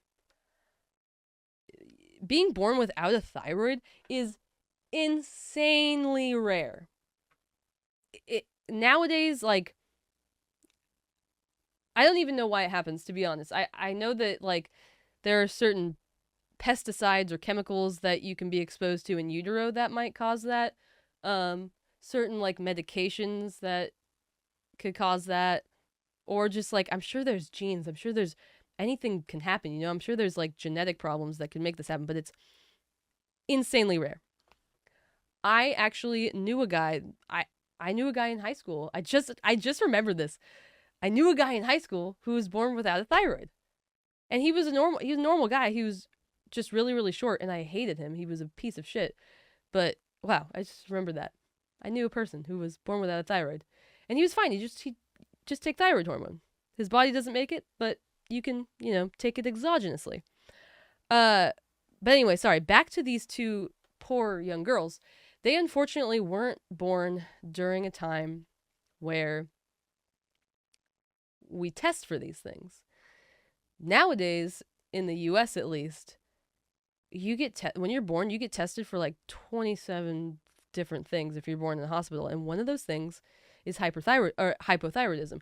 So they can catch it right away, and then they treat it right away, and then that you can have a normal life. So just, unfortunate that they were born in the wrong time period, but the cases are essentially the same.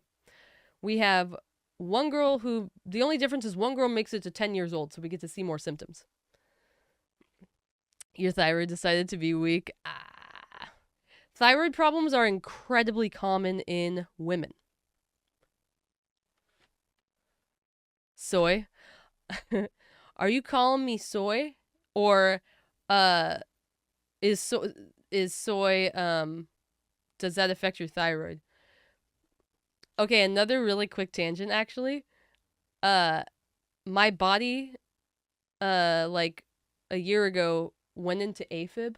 Like, it was consistently doing that. Like, my heart was not beating correctly, and I'd never had anything like that before.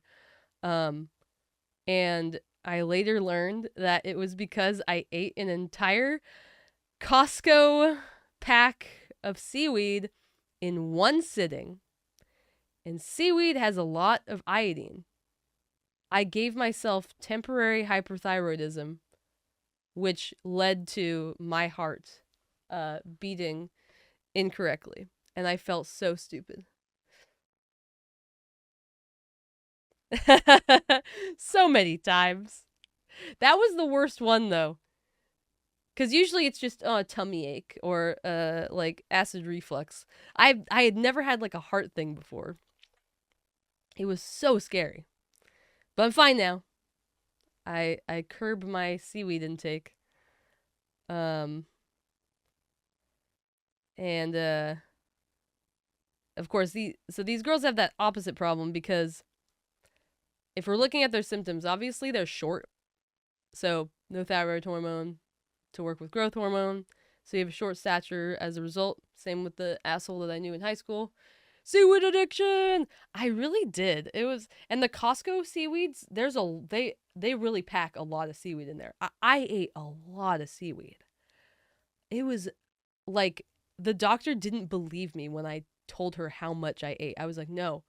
I'm talking like I sat and I watched an episode of a show and it was gone. Bad. God. And the guy is, his descriptions, he's also being very rudely describing the mental capacity of these two patients. Again, you need the thyroid hormone for axonal development in your brain. So they had developmental issues because they didn't have that push to make the right amount of connections in their brains.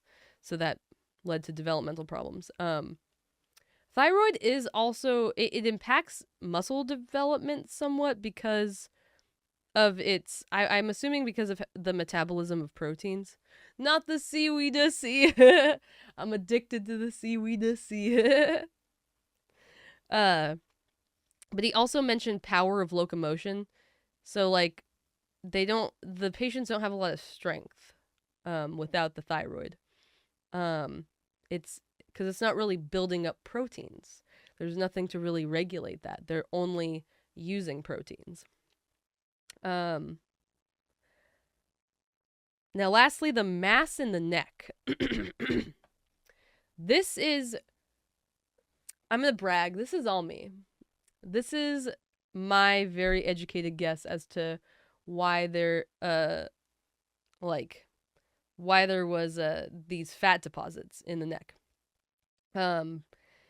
Because earlier you might have been thinking to yourself, this sounds like another hormone that I know called cortisol.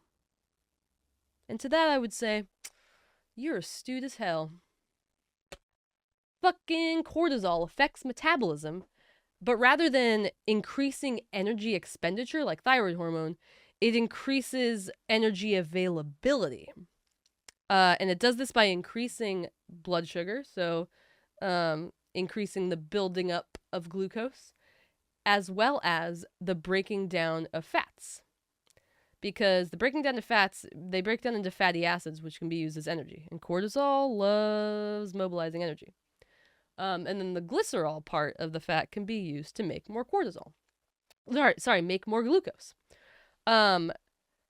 So in this case, it's possible that without this energy regulation from the thyroid, the adrenal glands stepped in to compensate. The adrenal glands are what releases cortisol.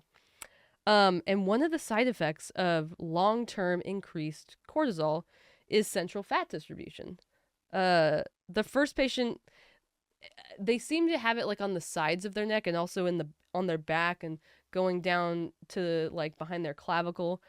Those are areas where we see fat excess in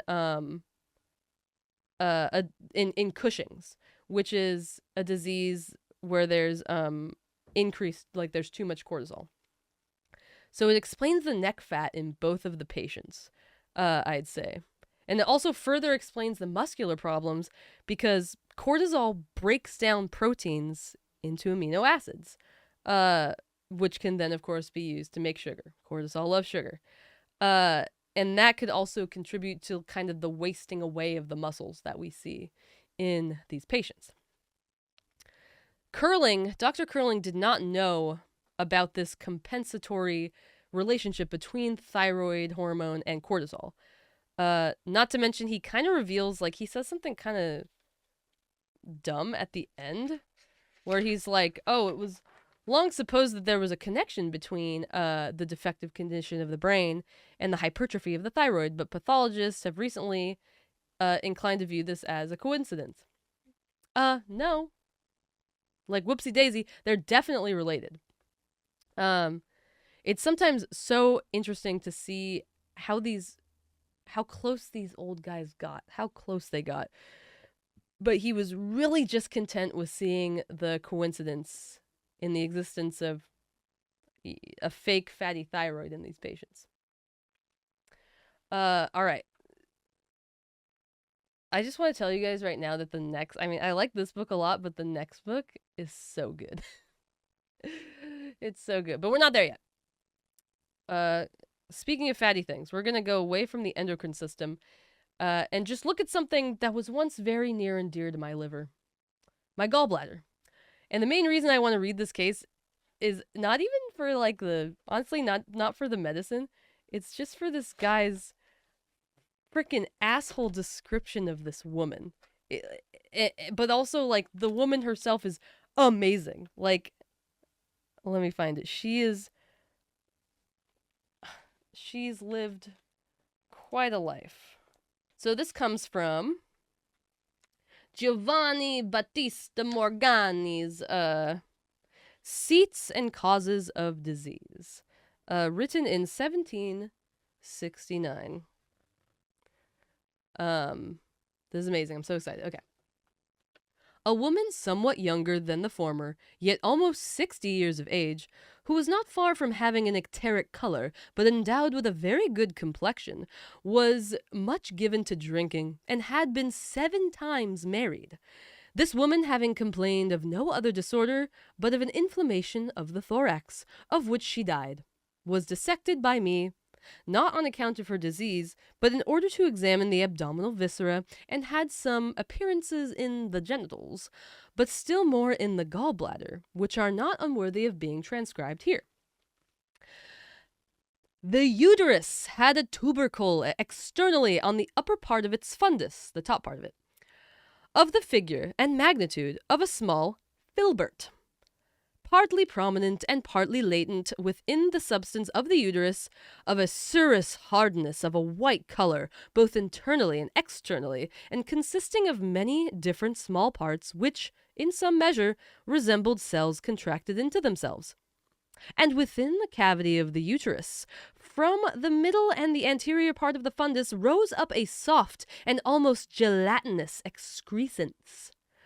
But although the testes, as was to be supposed from her age, were much shriveled and very narrow, yet the cervix uteri and the vagina appeared differently from what you would have expected in the wife of 7 men. For in the latter part were still a great number of rugae, prominently even to half the extent of it longitudinally, and in the former the figure approaching to that of a virgin cervix, and the valves, which were preserved on one side, made me suppose that she had been the mother of very few children, which was also confirmed by the slender rugae in the lower part of the abdomen.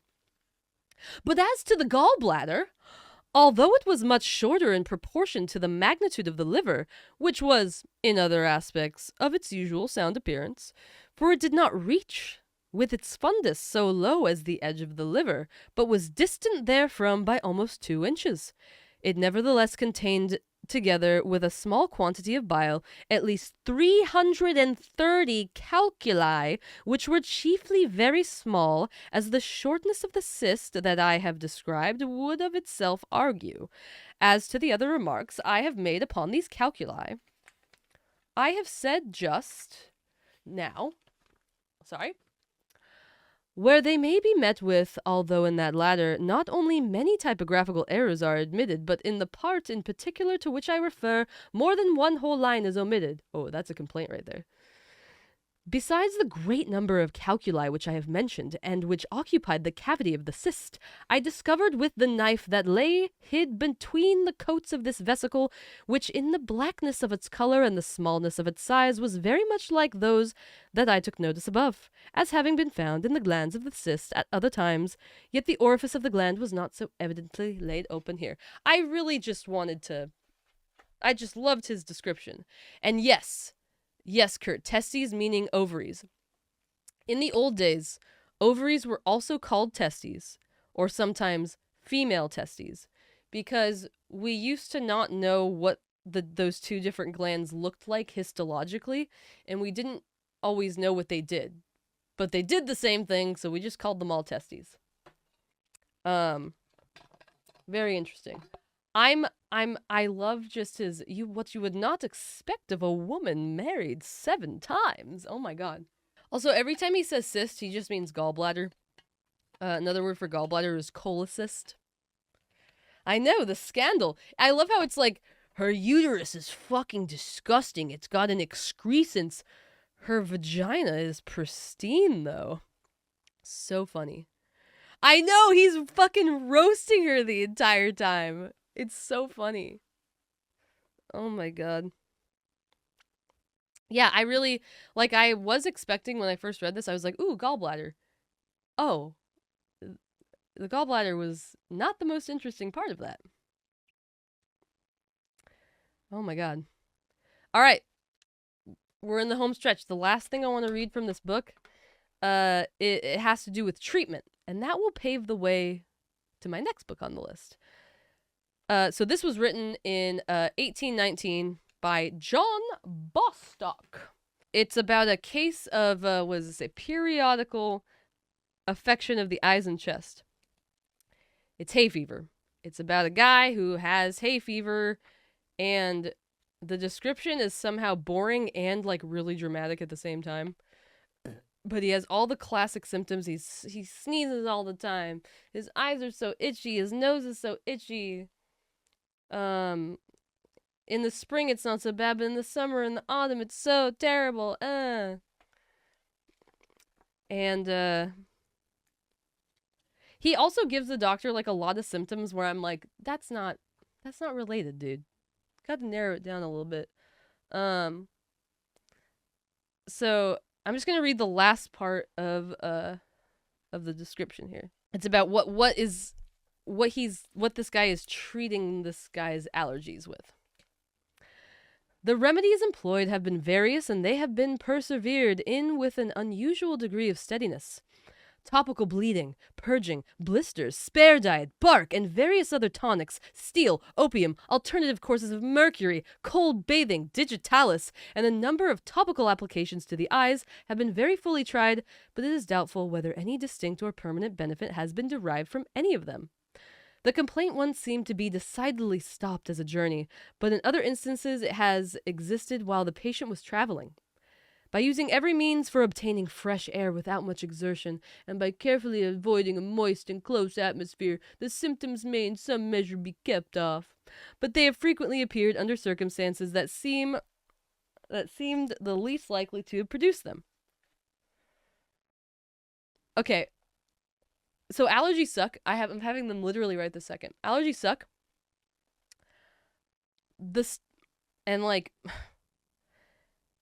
That was such a huge list of things. And I kind of identify with that because allergies are so terrible that it's kind of like I will do anything to not have these stupid fucking symptoms. Like if you've had really bad allergies, then you know that sometimes nothing works and you have to keep switching things up. I switched from Claritin to Allegra. I also fixed my nose. And this guy switched from opium to mercury. We all have our ways. Some people get so sick of going to the doctors and trying medication after medication that they try to take things into their own hands. And if that's you, I have something that will help.